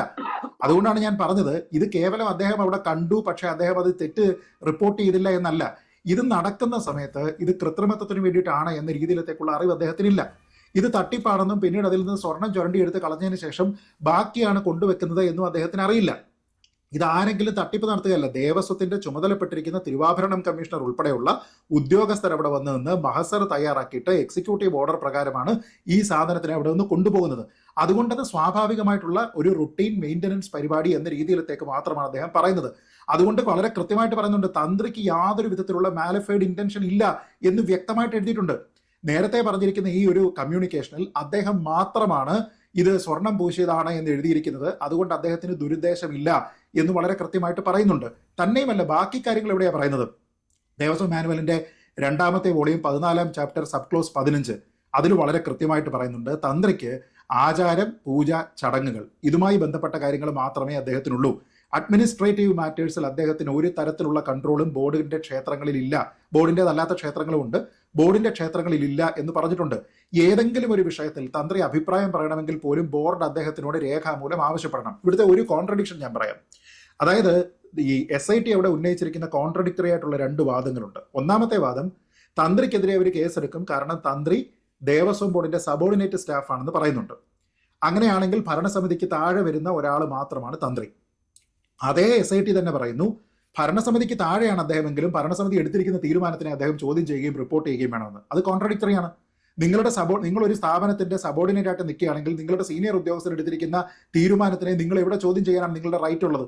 അതല്ലാതെ ഒരാൾ ചോദ്യം ചെയ്യുന്നുണ്ട് എങ്കിൽ അയാളെ വിസിൽ ബ്ലോവർ എന്നാണ് വിളിക്കുക. അയാൾ ഐഡന്റിറ്റി റിവീൽ ചെയ്യാതെ ആയിരിക്കും അത് ചെയ്യുക. ഒരാൾ വിസിൽ ബ്ലോവർ ആവാതിരിക്കുക എന്നുള്ളത് അയാളുടെ ചോയ്സ് ആണ്. വിസിൽ ബ്ലോവർ ആയില്ല എന്നതിന്റെ പേരിൽ ഈ രാജ്യത്ത് എവിടെയെങ്കിലും ഒരു അറസ്റ്റ് നടന്നിട്ടുണ്ടോ? അങ്ങനെ ഉണ്ടായിട്ടില്ല. തന്നെയുമല്ല, കോടതി ഇവിടെ പറയുന്ന മറ്റു കാര്യങ്ങളുണ്ട്. 2019 മെയ് മാസം 18-ാം തീയതി തന്ത്രി അവിടെ ഉണ്ടായിരുന്നില്ല. അന്നൊരു മഹസർ തയ്യാറാക്കി, അദ്ദേഹത്തിന്റെ ഒപ്പില്ല. 2019 ജൂലൈ മാസം 20-ാം തീയതി മറ്റൊരു മഹസർ തയ്യാറാക്കി, അദ്ദേഹം അതിൽ ഒപ്പിട്ടിട്ടില്ല. ഏതെങ്കിലും തരത്തിൽ ഈ തട്ടിപ്പിൽ അദ്ദേഹത്തിന് പങ്കുണ്ടായിരുന്നുവെങ്കിൽ, കൂട്ടുകക്ഷി ആയിരുന്നുവെങ്കിൽ അദ്ദേഹം നിർബന്ധമായിട്ടും അതിൽ ഒപ്പിടണമായിരുന്നു എന്നാണ്. ഞാൻ ചോദിക്കട്ടെ മഞ്ജുഷ്, ഇത് എടുത്തുകൊണ്ട് പോകുന്ന സമയത്ത് അതിൽ ഉൾപ്പെട്ടിരിക്കുന്ന ആൾക്കാർക്ക് എല്ലാവർക്കും എതിരെ കേസുണ്ട്. ആരാ? ഈ ഒപ്പിട്ടിരിക്കുന്ന ആൾക്കാർക്ക്. അപ്പൊ ഒപ്പിട്ടില്ല എന്നതിന്റെ പേരിൽ തന്ത്രി അറസ്റ്റ് ചെയ്യാമെങ്കിൽ ഒപ്പിട്ടാലും അറസ്റ്റ് ചെയ്യാം. എടാ, 2 ആയാലും ഒപ്പിടാം ഒരാളിനെ അറസ്റ്റ് ചെയ്യാനായിട്ട്. ഒരു മാസത്തിൽ ഒപ്പിട്ടിട്ടുണ്ട്. അതിന്റെ കാരണവും പറയുന്നുണ്ട്. അതുകൊണ്ടാണ് പറഞ്ഞത് തട്ടിപ്പിന് അദ്ദേഹം കൂട്ടു നിൽക്കുന്നുണ്ട് എങ്കിൽ അദ്ദേഹം എല്ലാ മഹസറിലും ഒപ്പിടേണ്ടതാണ്. എന്നാൽ ഇവിടെ അദ്ദേഹത്തിന്റെ അഭിപ്രായം പറയുന്ന സമയത്ത് കോപ്പർ പ്ലേറ്റ്സ് എന്നല്ല പറയുന്നത്, സ്വർണ്ണമുണ്ട് എന്ന് പറയുന്നുണ്ട്. മറ്റ് 2 മഹസറുകളിൽ അദ്ദേഹം ഒപ്പിട്ടിട്ടുമില്ല. അതുകൊണ്ട് തന്നെ അദ്ദേഹത്തിന് അതിൽ ഗൂഢാലോചനയിൽ പങ്കുണ്ടായിരുന്നുവെങ്കിൽ അദ്ദേഹം അത് ചെയ്യണമായിരുന്നു. തന്നെയുമല്ല, ഇതിൽ വളരെ പ്രധാനപ്പെട്ട ഒരു കാര്യം പറയുന്നുണ്ട്. അതായത് തന്ത്രിയെ സംബന്ധിച്ചിടത്തോളം അദ്ദേഹത്തിന് ഈ ഏതെങ്കിലും വാല്യൂബിൾ ആയിട്ടുള്ള സാധനങ്ങളുടെ സ്റ്റോറേജുമായി ബന്ധപ്പെട്ട്, മഹസറുകളുമായി ബന്ധപ്പെട്ട്, ബോർഡിന്റെ ഡിസിഷനുമായി ബന്ധപ്പെട്ട്, റിപ്പയറുകൾ, മെയിൻ്റനൻസ്, അപ്കീപ്പ് തുടങ്ങിയ കാര്യങ്ങളുമായി ബന്ധപ്പെട്ട് അഡ്മിനിസ്ട്രേറ്റീവോ സാമ്പത്തികമോ സൂപ്പർവൈസറിയോ ആയിട്ടുള്ള ഒരു റോളുമില്ല എന്ന് പറയുന്നുണ്ട്. അത് മാനുവലിനെ ഉദ്ധരിച്ച് തന്നെയാണ്. എന്ന് വെച്ച് കഴിഞ്ഞാൽ അദ്ദേഹത്തിന് അതിനെക്കുറിച്ച് യാതൊരു വിധത്തിലുള്ള അഭിപ്രായവും പറയാനായിട്ടുള്ള ഒരു ഒരു ലീഗലായിട്ടുള്ള ഒരു സ്റ്റാൻഡിങ്ങും അദ്ദേഹത്തിനില്ല. അപ്പൊ ഞാൻ പറഞ്ഞത്, അങ്ങനെ ഒരു കാരണവശാലും അദ്ദേഹത്തിന് ഇത് പറ്റില്ല, അദ്ദേഹത്തിനെതിരെ ഒരു കുറ്റം ചുമത്താനായിട്ട് കഴിയില്ല എന്ന് പൂർണ്ണമായ ബോധ്യമുണ്ടായിട്ടും അദ്ദേഹത്തിനെ കൊണ്ടുപോയി 41 ദിവസമായിട്ടും നേരത്തെ ഈ പറഞ്ഞിരിക്കുന്ന ഒരു കാരണത്തിനും തെളിവില്ലെന്നേ. ഞാൻ പറഞ്ഞത് ശ്രീ ജയചന്ദ്രൻ ഇവിടെ ഇരുന്നിട്ട് ചില ഊഹങ്ങൾ പറഞ്ഞു, അദ്ദേഹം കേട്ടിട്ടുണ്ട്, അദ്ദേഹത്തിന് നിക്ഷേപമുണ്ട്, മറ്റേതാണ് മറിച്ചതാണ്. 1000-ഓളം ക്ഷേത്രങ്ങളുടെ തന്ത്രിയാണ്. അങ്ങനെയുള്ള തന്ത്രിക്ക് ലീഗലായിട്ട് ഇഷ്ടം പോലെ പൈസ അദ്ദേഹത്തിന് കിട്ടുന്ന രീതിയിലത്തെ അദ്ദേഹത്തിന് ദക്ഷിണ കിട്ടും. പല സ്ഥലങ്ങളിൽ നിന്ന് അദ്ദേഹത്തിന് കിട്ടാനുള്ള വകുപ്പുണ്ട്. അതുകൊണ്ട് അദ്ദേഹത്തിന് സ്വത്തുണ്ടോ ഉണ്ടായിരിക്കുക അതൊന്നും അല്ല പ്രശ്നം. ഉണ്ണികൃഷ്ണൻ പോറ്റിയുമായിട്ട് അദ്ദേഹത്തിന് സാമ്പത്തികമായ ഡീലിംഗ് ഉണ്ടാവുകയും ഈ കാലയളവിൽ അദ്ദേഹത്തിന് അനധികൃതമായിട്ട് പണം ഉണ്ണികൃഷ്ണൻ പോറ്റിയിൽ നിന്ന് കിട്ടിയിട്ടുണ്ട് എന്ന് വന്നെങ്കിലാണ് പ്രശ്നം. അതല്ലാതെ തന്ത്രിയുടെ കയ്യിൽ പണമുണ്ട് എന്നുള്ള ഒരു കുറ്റമാണോ? അങ്ങനെയാണെങ്കിൽ വേറെ പല ആൾക്കാരുടെ, രവിപിള്ളയുടെ കയ്യിൽ പൈസയുണ്ട്, യൂസഫ് അലിയുടെ കയ്യിൽ പൈസയുണ്ട്, അവരെല്ലാം ഇതിൽ കേസിൽ അറസ്റ്റ് ആവുമോ? അങ്ങനെയൊന്നും അല്ല. തന്ത്രിക്ക് പണം ഉണ്ടോ ഇല്ലയോ എന്നുള്ളതൊന്നും അല്ല വിഷയം. ഇവിടുത്തെ കോടതി തന്നെ ആവർത്തിച്ച് പറയുന്നുണ്ട്, ഈ ഒരു പീരീഡ് ഉണ്ട്, ആ പീരീഡുമായി ബന്ധപ്പെട്ട് എന്താണ് നടന്നിരിക്കുന്നത്. അവിടെയാണ് SIT കൊണ്ടുവന്ന കൃത്രിമമായിട്ട് പറഞ്ഞിരിക്കുന്ന ഈ ശ്രീരാംപുര ക്ഷേത്രത്തിൽ ഇവർ രണ്ടുപേരും ഒന്നിച്ച് പ്രവർത്തിച്ചു എന്ന് പറഞ്ഞിരുന്ന കാര്യം അതുപോലും നുണയാണ്. ശരിയാണ്. അത് മാത്രമല്ല, ഉണ്ണികൃഷ്ണൻ പോറ്റിക്ക് ശബരിമലയിൽ മറ്റ് പരിചയക്കാരുണ്ടായിരുന്നു, ആ കാര്യം SIT മറച്ചു വെച്ചു എന്നുള്ള കാര്യം കൂടിയാണ്. ശ്രീ നിജേഷ്, അവിടെ വരുമ്പോൾ ബാക്കി മറ്റു ചില കാര്യങ്ങളിലേക്കും കൂടെ അന്വേഷണം പോകേണ്ടി വരും. അത് പോകുന്നുണ്ടോ എന്ന് അറിയില്ല. അവിടെ ചോദ്യം ചെയ്യലൊക്കെ നടന്നിട്ടുണ്ട്, അടൂർ പ്രകാശിന്റെ കാര്യത്തിലൊക്കെ ചോദ്യം ചെയ്യൽ നടന്നിട്ടുണ്ട്. അപ്പോൾ തന്ത്രിയും അതേ കാര്യം ഉന്നയിച്ചിട്ടുണ്ട്, മറ്റ് ചില പരിചയക്കാരൊക്കെ ഉണ്ട് ഈ പറയുന്ന ഉണ്ണികൃഷ്ണൻ പോറ്റിക്ക്, അല്ലാതെ എൻ്റെ പരിചയം മാത്രം അവിടെ ചൂണ്ടിക്കാണിച്ചുകൊണ്ട് എന്നെ അറസ്റ്റ് ചെയ്യുകയായിരുന്നു SIT എന്ന്. അത് കോടതി അംഗീകരിക്കുകയും ചെയ്തിട്ടുണ്ട് കേട്ടോ. തന്ത്രിയും ഉണ്ണികൃഷ്ണൻ പോറ്റിയും ഇവർ തമ്മിലുള്ള ബന്ധം തെളിയിക്കുവാൻ ആവശ്യമായ കാര്യങ്ങൾ SITക്ക് കിട്ടിയിട്ടില്ല എന്ന്. അതെ, 2019 മുതലുള്ള ഈ തട്ടിപ്പുകളാണ്. ഹലോ, കേൾക്കാം, പറഞ്ഞോളൂ. 2019 മുതലുള്ള തട്ടിപ്പുകളാണ് അന്വേഷണത്തിന്റെ ഭാഗമായിട്ട് വരുന്നത്.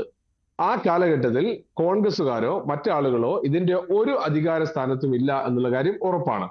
അപ്പൊ ഇതൊക്കെ പുറത്തു വന്ന സമയത്ത് ഇതിൽ ആരെങ്കിലുമൊക്കെ ഉണ്ട് എന്ന് തെളിയിക്കല്ല, ഒരു ചിത്രം കൊണ്ടുവരാനുള്ള ശ്രമം മാത്രമാണ് യഥാർത്ഥത്തിൽ CPM നടത്തിയത്.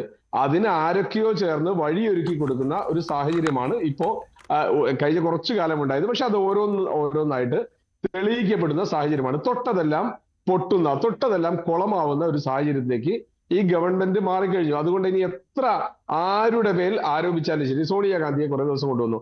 ഒരു മന്ത്രി നിയമസഭയ്ക്കകത്ത് പോലും സോണിയാഗാന്ധിയുടെ പേര് വലിച്ചഴിച്ചു. കോൺഗ്രസിന്റെ ഒട്ടനവധി, ഒരു ദിവസത്തെ മുഴുവൻ ന്യൂസ് അടൂർ പ്രകാശിനെ ചോദ്യം ചെയ്തു എന്നുള്ളായിരുന്നു.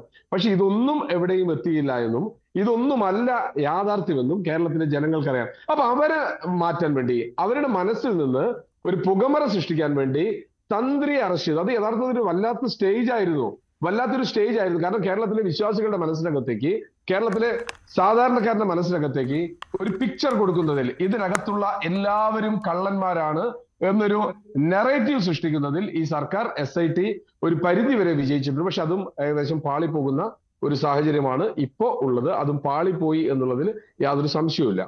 ശരി, ശ്രീ അനിൽ പിള്ളയിൽ, ഈ വാജിവാഹനത്തിന്റെ കാര്യത്തിലൊക്കെ നിങ്ങൾ എടുത്ത നിലപാട് തന്ത്രിക്കെതിരെയുള്ള നിലപാടായിരുന്നു. തന്ത്രിയുടെ വീട്ടിൽ നിന്ന് വാജിവാഹനം കണ്ടെടുത്ത സംഭവം ഇതൊക്കെ. പക്ഷെ ഇവിടെ ഈ ജാമ്യ ഉത്തരവ് വരുമ്പോൾ അതിനകത്ത് ഈ വാജിവാഹനം സംഭവത്തിൽ കേസൊന്നും തന്ത്രിക്കെതിരെ എടുക്കാത്ത കാര്യമാണ് ഇപ്പോൾ ചൂണ്ടിക്കാണിച്ചിരിക്കുന്നത്. പക്ഷേ ഇതൊക്കെ SIT ഈ തന്ത്രിക്ക് നേരെ ഉപയോഗിച്ച കാര്യങ്ങൾ കൂടിയാണല്ലോ. നിങ്ങളും അക്കാര്യത്തിൽ തന്ത്രിക്ക് നേരെ സംശയം പ്രകടിപ്പിച്ചതാണ്. അല്ല, ഞങ്ങൾ വാജിവാഹന വിഷയത്തിലും ഒന്നും തന്നെ തന്ത്രി പൂർണ്ണമായും കുറ്റവാളിയാണെന്നൊന്നും ഞങ്ങൾ പറഞ്ഞിട്ടില്ല. നിയമം അനുസരിച്ചുള്ള കാര്യങ്ങളല്ല തന്ത്രി പ്രവർത്തിച്ചിട്ടുള്ളത് എങ്കിൽ അദ്ദേഹത്തിനെ കുറ്റവാളി എന്ന രീതിയിൽ തന്നെ ചിത്രീകരിക്കണമെന്നേ ഞങ്ങൾ പറഞ്ഞിട്ടുള്ളൂ. അദ്ദേഹം നിയമം അനുസരിച്ച രീതിയിൽ കാര്യങ്ങൾ ചെയ്തിട്ടുണ്ടെങ്കിൽ അതുകൊണ്ടാണല്ലോ അദ്ദേഹത്തിന് ഇപ്പൊ ജാമ്യം കിട്ടിയത്. ശ്രീ മഞ്ജുഷ, നമ്മൾ ഈ കേസിലെ കുറ്റപത്രം അല്ലെങ്കിൽ ഈ ഇപ്പോൾ കിട്ടിയ ജാമ്യത്തിന്റെ ഓർഡർ നോക്കുമ്പോൾ ഒരു കേസിനകത്ത് തന്ത്രിയെ 13ാം പ്രതിയും ഒരു കേസിനകത്ത് 16ാം പ്രതിയാണ് ആക്കിയിരിക്കുന്നത്. ഇത് എന്തിന്റെ സൂചനയാണ്? സാധാരണഗതിയിലെ ക്രിമിനൽ കേസുകളിലെ FIR ഇടുമ്പോൾ 5-6 പേരുടെ പേരറിയാം, 6 പേര് ഇന്ന ആൾക്കാരെ ABCD എന്നിടുകയും പിന്നെ കണ്ടാൽ അറിയാവുന്ന 10ഓളം പ്രതികൾ എന്നാണ് കൊടുക്കുന്നത്. ഇതിനകത്ത് 16ാം പ്രതിസ്ഥാനം, ബാക്കി അതിനെ ആരുടെയാണ് ഈ ഒഴിച്ചിട്ടിരിക്കുന്ന സ്ഥാനം? ഇതിനകത്ത് എത്ര പേരെ ഇതുവരെ അറസ്റ്റ് ചെയ്തു തുടങ്ങിയ കാര്യങ്ങൾ നോക്കുമ്പോൾ ചെരുപ്പിനനുസരിച്ച് കാല് മുറിക്കാൻ വേണ്ടി പിണറായി വിജയൻ എഴുതി കൊടുത്തിട്ടുള്ള ഒരു തിരക്കഥയുടെ അടിസ്ഥാനത്തിലാണ് SIT പ്രവർത്തിക്കുന്നത്. ബഹുമാനപ്പെട്ട ഹൈക്കോടതിയെ പോലും തെറ്റിദ്ധരിപ്പിക്കുന്നുണ്ടോ എന്ന് ആരെങ്കിലും സംശയിച്ചാൽ നമുക്ക് അവരെ കുറ്റം പറയാൻ സാധിക്കത്തില്ല. ഇതിനകത്ത് എല്ലാം CPM-നെ സംബന്ധിച്ചിടത്തോളം അവർക്ക് രാഷ്ട്രീയപരമായിട്ടുള്ള അജണ്ടകളാണ് നടപ്പാക്കുന്നത്. ശബരിമലയുടെ തേജസ്സിനെയും ശബരിമലയുടെ ഐശ്വര്യത്തിനെയും തകർക്കുക. ശ്രീ ജയചന്ദ്രൻ സാർ പോലും ഇപ്പൊ പറഞ്ഞ എന്താണ്, ഇന്ന് രാവിലെ തൊട്ട് തന്ത്രി ഈ ബെയിലിന്റെ ഓർഡറിനെ ലംഘിച്ചുകൊണ്ട് മാധ്യമങ്ങളോട് കാര്യങ്ങൾ പറയുകയാണ്. ഒരൊറ്റ മാധ്യമം അങ്ങനെ റിപ്പോർട്ട് ചെയ്തിട്ടില്ല. താങ്കളുടെ മാധ്യമം അങ്ങനെ റിപ്പോർട്ട് ചെയ്തിട്ടുണ്ടോ? അങ്ങനെയാണെങ്കിൽ ശ്രീ ജയചന്ദ്രൻ താങ്കൾ SIT-യോട് പറഞ്ഞിട്ട് അദ്ദേഹത്തിന്റെ ബെയിൽ ക്യാൻസൽ ആക്കാൻ കൊടുക്കൂ. ഈ കോടതിയുടെ വിധിക്ക് വിരുദ്ധമായ രീതിയിൽ മാധ്യമങ്ങളെ കണ്ട് സംസാരിച്ചു. ഒരിക്കലും അങ്ങനല്ല സംഭവിച്ചത്. അതാണ് ഞാൻ പറഞ്ഞത്. CPM-നെ സംബന്ധിച്ചിടത്തോളം മന്ത്രിയുടെ സ്ഥാനത്തേക്ക് തന്ത്രിയെ കൊണ്ടുവരണം. അതൊരു ബാലൻസ് ചെയ്തുകൊണ്ട് ഇതിന്റെ അന്വേഷണം ഈ കടകംപള്ളി സുരേന്ദ്രനിലേക്കും മുഖ്യമന്ത്രിയുടെ ഓഫീസിലേക്കും പോകരുത് എന്ന കൃത്യമായ നിർദ്ദേശം SIT-ക്ക് കൊടുത്തിട്ടുണ്ട്. അതാണ് ഞാൻ പറഞ്ഞത്. SIT ഈ ചെരുപ്പിനനുസരിച്ച് കാല് മുറിക്കുന്ന രീതിയിൽ പോവുകയും ബഹുമാനപ്പെട്ട ഹൈക്കോടതിയെ തെറ്റിദ്ധരിപ്പിക്കുന്നുണ്ടോ എന്ന് നമുക്ക് കരുതേണ്ടതുണ്ട്. കാരണം എന്താണ്, നമുക്ക് അങ്ങനെ ചിന്തിക്കാൻ സാധിക്കത്തുള്ളൂ. നമ്മളുടെ മുമ്പിൽ നമുക്ക് ഈ ചർച്ചയ്ക്ക് കിട്ടുന്ന മെറ്റീരിയൽ വളരെ കുറവാണ്. ഹൈക്കോടതി പുറപ്പെടുവിക്കുന്ന ചില ഓർഡറുകളുടെ അടിസ്ഥാനത്തിൽ റിമാൻഡ് റിപ്പോർട്ട്, ഇത് രണ്ടും മാത്രമാണ് നമ്മുടെ കയ്യിലുള്ളത്. കുറ്റപത്രം നമ്മൾ കണ്ടിട്ടില്ല. ഇതിനകത്തെ മൊഴിപ്പകർപ്പുകൾ നമ്മൾ കണ്ടിട്ടില്ല. കോടതിയിൽ സമർപ്പിച്ചിരിക്കുന്ന ഓരോ സമയത്ത് കൊടുക്കുന്ന റിപ്പോർട്ടുകളോ മഹസറുകളോ ഒന്നും കാണാതാണ് നമ്മൾ ചർച്ച ചെയ്യുന്നത്. അതുകൊണ്ടാണ് വിശ്വ ഹിന്ദു പരിഷത്ത് ഉൾപ്പെടെയുള്ള ഹൈന്ദവ സംഘടനകൾ പറഞ്ഞത് വീണ്ടും പറയുകയാണ്, ആരാണെങ്കിലും കുറ്റവാളിയാണ് എന്നുണ്ടെങ്കിൽ നിയമത്തിന് എം ജയചന്ദ്രൻ, ഇവിടെ ഒരു പ്രശ്നം എന്ന് പറയുന്നത് കടകംപള്ളിയിലേക്ക് അന്വേഷണം നീളുമോ എന്നുള്ള സംശയത്തിന്റെ ആ സമയത്താണ് തന്ത്രി അറസ്റ്റിലാവുന്നത്. തന്ത്രി അറസ്റ്റിലാവുകയാണെങ്കിൽ മന്ത്രിയെയും അറസ്റ്റ് ചെയ്യണം എന്നുള്ള കാര്യം അന്ന് വാദിച്ചിരുന്നതാണ്. അതിന് കാരണം എന്ന് പറയുന്നത് തന്ത്രിക്ക് നിയമപരമായ ബാധ്യതയില്ല, പക്ഷെ തന്ത്രി അറിഞ്ഞു എന്നുള്ളത് കൊണ്ടാണല്ലോ. അറിഞ്ഞിട്ടും മിണ്ടിയില്ല എന്നതാണല്ലോ അദ്ദേഹത്തെ അറസ്റ്റ് ചെയ്യാൻ കാരണമായത്, കുറ്റകരമായ മൗനം എന്നുള്ളത്. അങ്ങനെയാണെങ്കിൽ മന്ത്രിയും അങ്ങനെയാണ്. മന്ത്രി അറിയാതെ ഈ കാര്യങ്ങളൊക്കെ അവിടെ സംഭവിച്ചു എന്ന് വിശ്വസിക്കാൻ പ്രയാസം എന്ന രീതിയിൽ അദ്ദേഹത്തിനെതിരെയും വേണമെങ്കിൽ അങ്ങനെ ആ രീതിയിൽ നരേഷൻ കൊണ്ടുവരാം.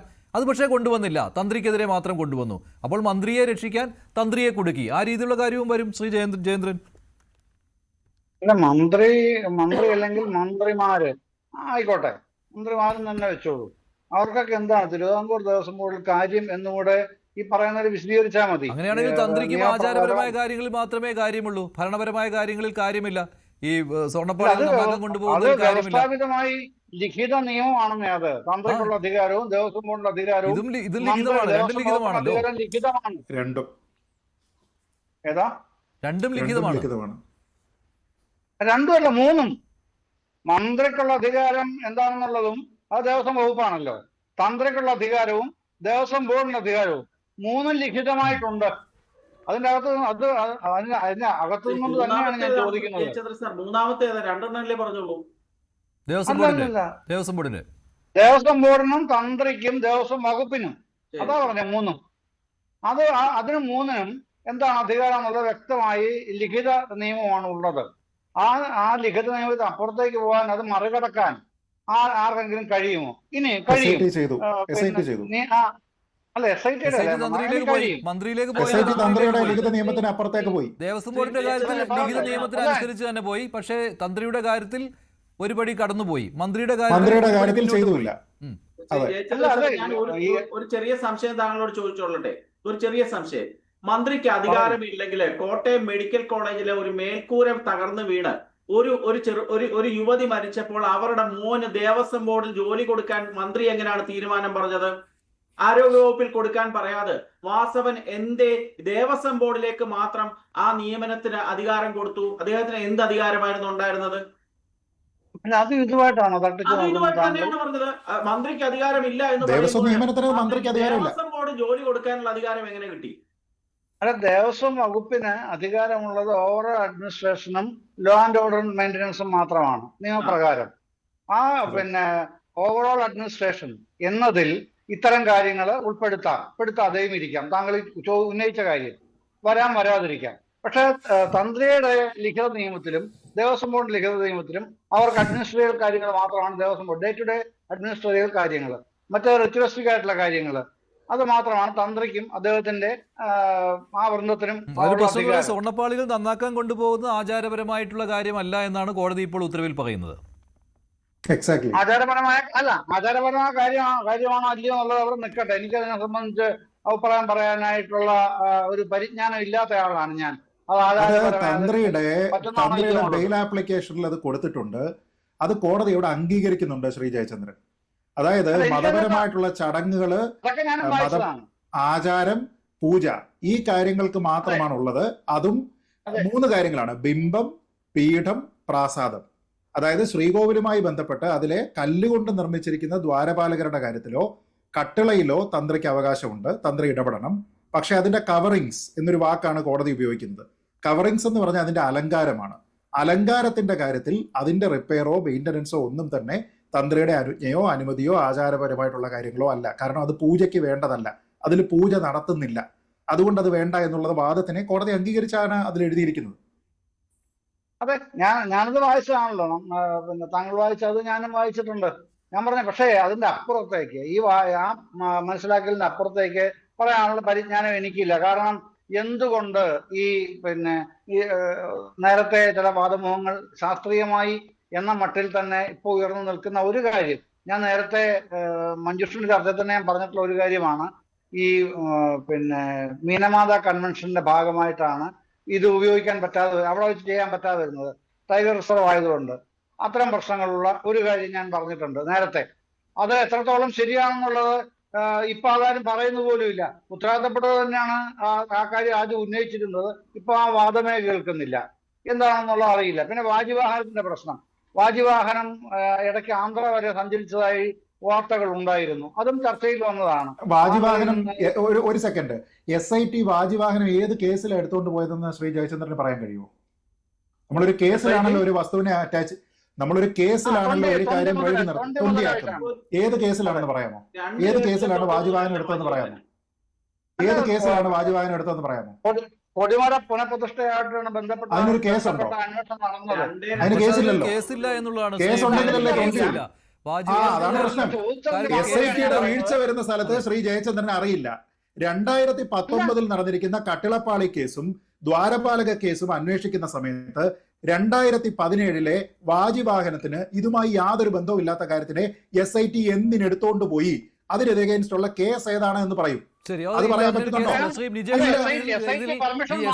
നമുക്ക് വേണമെങ്കിൽ ജാമ്യ ഉത്തരവ് പ്രകാരം SIT വേണമെങ്കിൽ നമുക്ക് എന്ത് പെർമിഷൻ? കേസ് വേണ്ടേ? തൊണ്ടി അറ്റാച്ച് ചെയ്യണമെങ്കിൽ കേസ് വേണ്ടേ? ഈ ജാമ്യ ഉത്തരവിന്റെ അടിസ്ഥാനത്തിൽ അവരാർക്കാണ് റിപ്പോർട്ട് ചെയ്യേണ്ടത്? അവിടുന്ന് അനുമതി വാങ്ങിച്ചിട്ടാണ് അവര് തൊണ്ടി മുതലായിട്ട് എടുത്തതെന്നാണ് ഞാൻ മനസ്സിലാക്കിയിട്ടുള്ളത്. ആയിക്കോട്ടെ, കേസ് വേണ്ടേ? കേസ് വേണ്ടേ? വെറുതെ ഇത് കൊണ്ടുവെക്കാനായിട്ട് പറയൂ. പ്രത്യേക അന്വേഷണ സംഘത്തെ വേണമെങ്കിൽ നമുക്ക് വിമർശിക്കാം ഈ ജാമ്യ ഉത്തരവ് പ്രകാരം. പക്ഷേ കോടതി ഇതുവരെ പ്രത്യേക അന്വേഷണ സംഘത്തിന്റെ അന്വേഷണത്തിൽ ഇടപെട്ടിട്ടില്ല, അവരെ വിമർശിച്ചിട്ടുമില്ല. അന്വേഷണം നടക്കുന്നു എന്നുള്ളതാണ്. കുറ്റപത്രം വൈകിട്ട് പോലും ഈ അന്വേഷണം വേറെ രീതിയിലേക്ക് പോകേണ്ടതുണ്ട്. നിസാരമല്ല അന്വേഷണം എന്ന രീതിയിലാണ് ഹൈക്കോടതി ദേവസ്വം ബെഞ്ച് ഇതിനെ കണ്ടിട്ടുള്ളത്. അപ്പോൾ നമ്മൾ SITയെ പൂർണ്ണമായിട്ട് വിമർശിച്ചാൽ ഈ കേസ് തന്നെ ഇല്ലാതാവുന്ന ഒരു രീതിയിലേക്ക് പോവുകയില്ലേ? ഹൈക്കോടതി പോലും സംതൃപ്തി രേഖപ്പെടുത്തിയതാണ്. പക്ഷേ അത് ദേവസ്വം ബെഞ്ച് മാത്രമാണ്. ഹൈക്കോടതിയുടെ തന്നെ മറ്റൊരു ബെഞ്ച് ജാമ്യം കൊടുത്ത സമയത്ത് ഒരിക്കലുമല്ല മഞ്ജുഷേ. SIT രൂപീകരിച്ച സമയം മുതൽ നമ്മളൊക്കെ അതിനെ വിമർശനാത്മകമായി കാണുന്നുണ്ട്. കോടതിയും വിമർശനാത്മകമായി കണ്ടിട്ടുണ്ട്. നമ്മൾ SIT ക്ലിയർ ആണെങ്കിൽ 6 ആഴ്ച കൊണ്ട് കുറ്റപത്രം സമർപ്പിക്കുക, അല്ലെങ്കിൽ അന്വേഷണം പൂർത്തീകരിച്ച് റിപ്പോർട്ട് കൊടുക്കാനല്ലേ പറഞ്ഞത്. എക്സ്റ്റെൻഡ് ചെയ്ത് പോകുന്നു.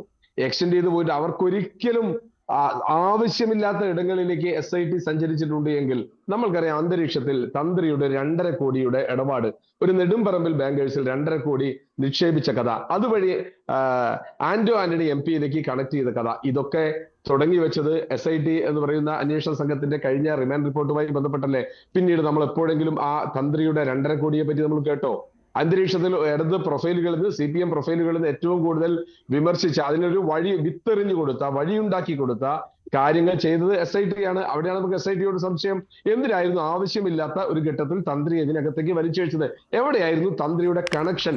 തന്ത്രിയുടെ കണക്ഷൻ ഈ ഒരു കാര്യത്തിൽ നേരത്തെ ശ്രീ ജയേന്ദ്രൻ പറഞ്ഞതുപോലെ ലിഖിതമായി തന്ത്രിക്ക് എഴുതപ്പെട്ട ഒരു കാര്യങ്ങളിലും ബന്ധമില്ലാത്ത കാര്യങ്ങളിൽ തന്ത്രിയെ വലിച്ചഴിച്ചു കൊണ്ടുപോയി ഈ കേസിനെ അട്ടിമറിക്കാൻ, ഈ കേസിനെ മാറ്റാൻ, ഈ കേസിനോടുള്ള ജനവികാരത്തിന് തടയിടാൻ വേണ്ടി SIT നിന്നുകൊടുത്തു എന്നല്ലേ നമ്മൾ മനസ്സിലാക്കേണ്ടത്. ഒരിക്കലും ഈ ഒരു ഘട്ടത്തിൽ ദേവസ്വം ബോർഡിൽ മാത്രം ഒതുങ്ങേണ്ട, പോറ്റിയിൽ ഒതുങ്ങേണ്ട, മുരാരി ബാബുവിൽ ഒതുങ്ങേണ്ട, കുറ്റപത്രം കൊടുക്കേണ്ട. കാരണം എടുത്തു കൊണ്ടുപോയി എന്നുള്ളത് ക്ലിയർ ആയിടത്ത് എന്തിനാണ് മറ്റു സ്ഥലങ്ങളിലേക്ക് ഇത് അന്വേഷണത്തെ വഴിമാറ്റി വിട്ടത് എന്ന ചോദ്യമാണ് സാധാരണക്കാരൻ ചോദിക്കുന്നത്. അവിടെയാണ് നമുക്ക് SIT-യോടുള്ള സംശയം. കാരണം ഈ സമയം ക്രൂഷ്യലാണ്. മഞ്ജുഷ മനസ്സിലാക്കേണ്ടത് ഈ സമയം കേരളത്തിലെ തെരഞ്ഞെടുപ്പ് സമയമാണ്. ഇത് മാർച്ച് 31 എന്ന ടൈം ഒരു എക്സ്റ്റൻഷനിലൂടെ ഏപ്രിൽ 30 മാറിക്കഴിഞ്ഞാൽ ഇതിന്റെ ഇന്നത്തെ എല്ലാ വാലിഡിറ്റിയും നഷ്ടപ്പെട്ടു. കാരണം നിയമസഭാ തെരഞ്ഞെടുപ്പ് കഴിഞ്ഞാൽ പുതിയ ഭരണസമിതി അധികാരത്തിൽ വന്നു കഴിഞ്ഞാൽ പിന്നെ CPM-നെ സംബന്ധിച്ചിടത്തോളം അത് വന്നതെന്ത് പോയതെന്ത് എന്നുള്ളൊരു കാര്യമില്ല. ഇപ്പോഴാണ് യഥാർത്ഥ കള്ളന്മാർ അകത്തു വരേണ്ടത്. യഥാർത്ഥ കള്ളന്മാർ അകത്തു വരേണ്ട സമയത്ത് കള്ളന്മാരെ പുറത്തു നിർത്താനും കള്ളന്മാരെ, ജയിലിനകത്തായ കള്ളന്മാരെ CPM-ന്റെ ജില്ലാ സെക്രട്ടേറിയറ്റ് അംഗമായും ജില്ലാ കമ്മിറ്റി അംഗമായും നിലനിർത്തിക്കൊണ്ട് പരിരക്ഷ ഒരുക്കാനും CPM ധൈര്യം കാണിക്കാനുള്ള കാരണം SIT-യുടെ ഈ അന്വേഷണം നീണ്ടുപോകുമെന്നുള്ളത് കൊണ്ട് മാത്രമാണ്. വ്യക്തിപരമായി അറിവുള്ള ഒരു കാര്യം പറഞ്ഞോട്ടെ മഞ്ജുഷ്. അതായത് ജാമ്യ വ്യവസ്ഥ ലംഘിച്ചു തന്ത്രി എന്ന രീതിയിലത്തേക്ക് ആരോപണം ഉന്നയിക്കുന്ന സമയത്ത് ഒരു കാര്യം ഓർക്കണം, അദ്ദേഹത്തിന് പത്തനംതിട്ട ജില്ലയിൽ പ്രവേശന അനുമതിയില്ല. അതുകൊണ്ട് തന്നെ അദ്ദേഹം ജയിൽ മോചിതനായിട്ട് അദ്ദേഹത്തിന്റെ വീട്ടിലേക്ക് പോകുന്ന സമയത്ത്, ചെങ്ങന്നൂരാണെന്ന് അറിയാമല്ലോ, അദ്ദേഹം പോകുന്ന സമയത്ത് പത്തനംതിട്ട ജില്ല ഒഴിവാക്കിയിട്ടാണ് അദ്ദേഹം പോയത്. അദ്ദേഹത്തിന്റെ ആരോഗ്യ പരിപാലന കാര്യങ്ങൾക്ക് അദ്ദേഹം സ്ഥിരമായി ആശ്രയിക്കുന്ന ആശുപത്രി പത്തനംതിട്ട ജില്ലയിലാണ്. അതിനെ പോലും ഒഴിവാക്കേണ്ടുന്ന സാഹചര്യത്തിലാണ് അദ്ദേഹം ഉള്ളത്. അതുകൊണ്ട് ജാമ്യ വ്യവസ്ഥ ഒന്നും തന്നെ അദ്ദേഹം ലംഘിച്ചിട്ടില്ല എന്ന് ശ്രീ ജയചന്ദ്രൻ മനസ്സിലാക്കി. ശരി, നന്ദി. ചർച്ചയിൽ പങ്കെടുത്ത എല്ലാവർക്കും ഇന്ന് ചോദ്യം ഇതായിരുന്നു: സ്വർണ്ണപ്പാളി കവർച്ചയിൽ തന്ത്രിയെ കുടുക്കിയതാണെന്ന് 81% പ്രേക്ഷകർ, അല്ല എന്ന് 16%.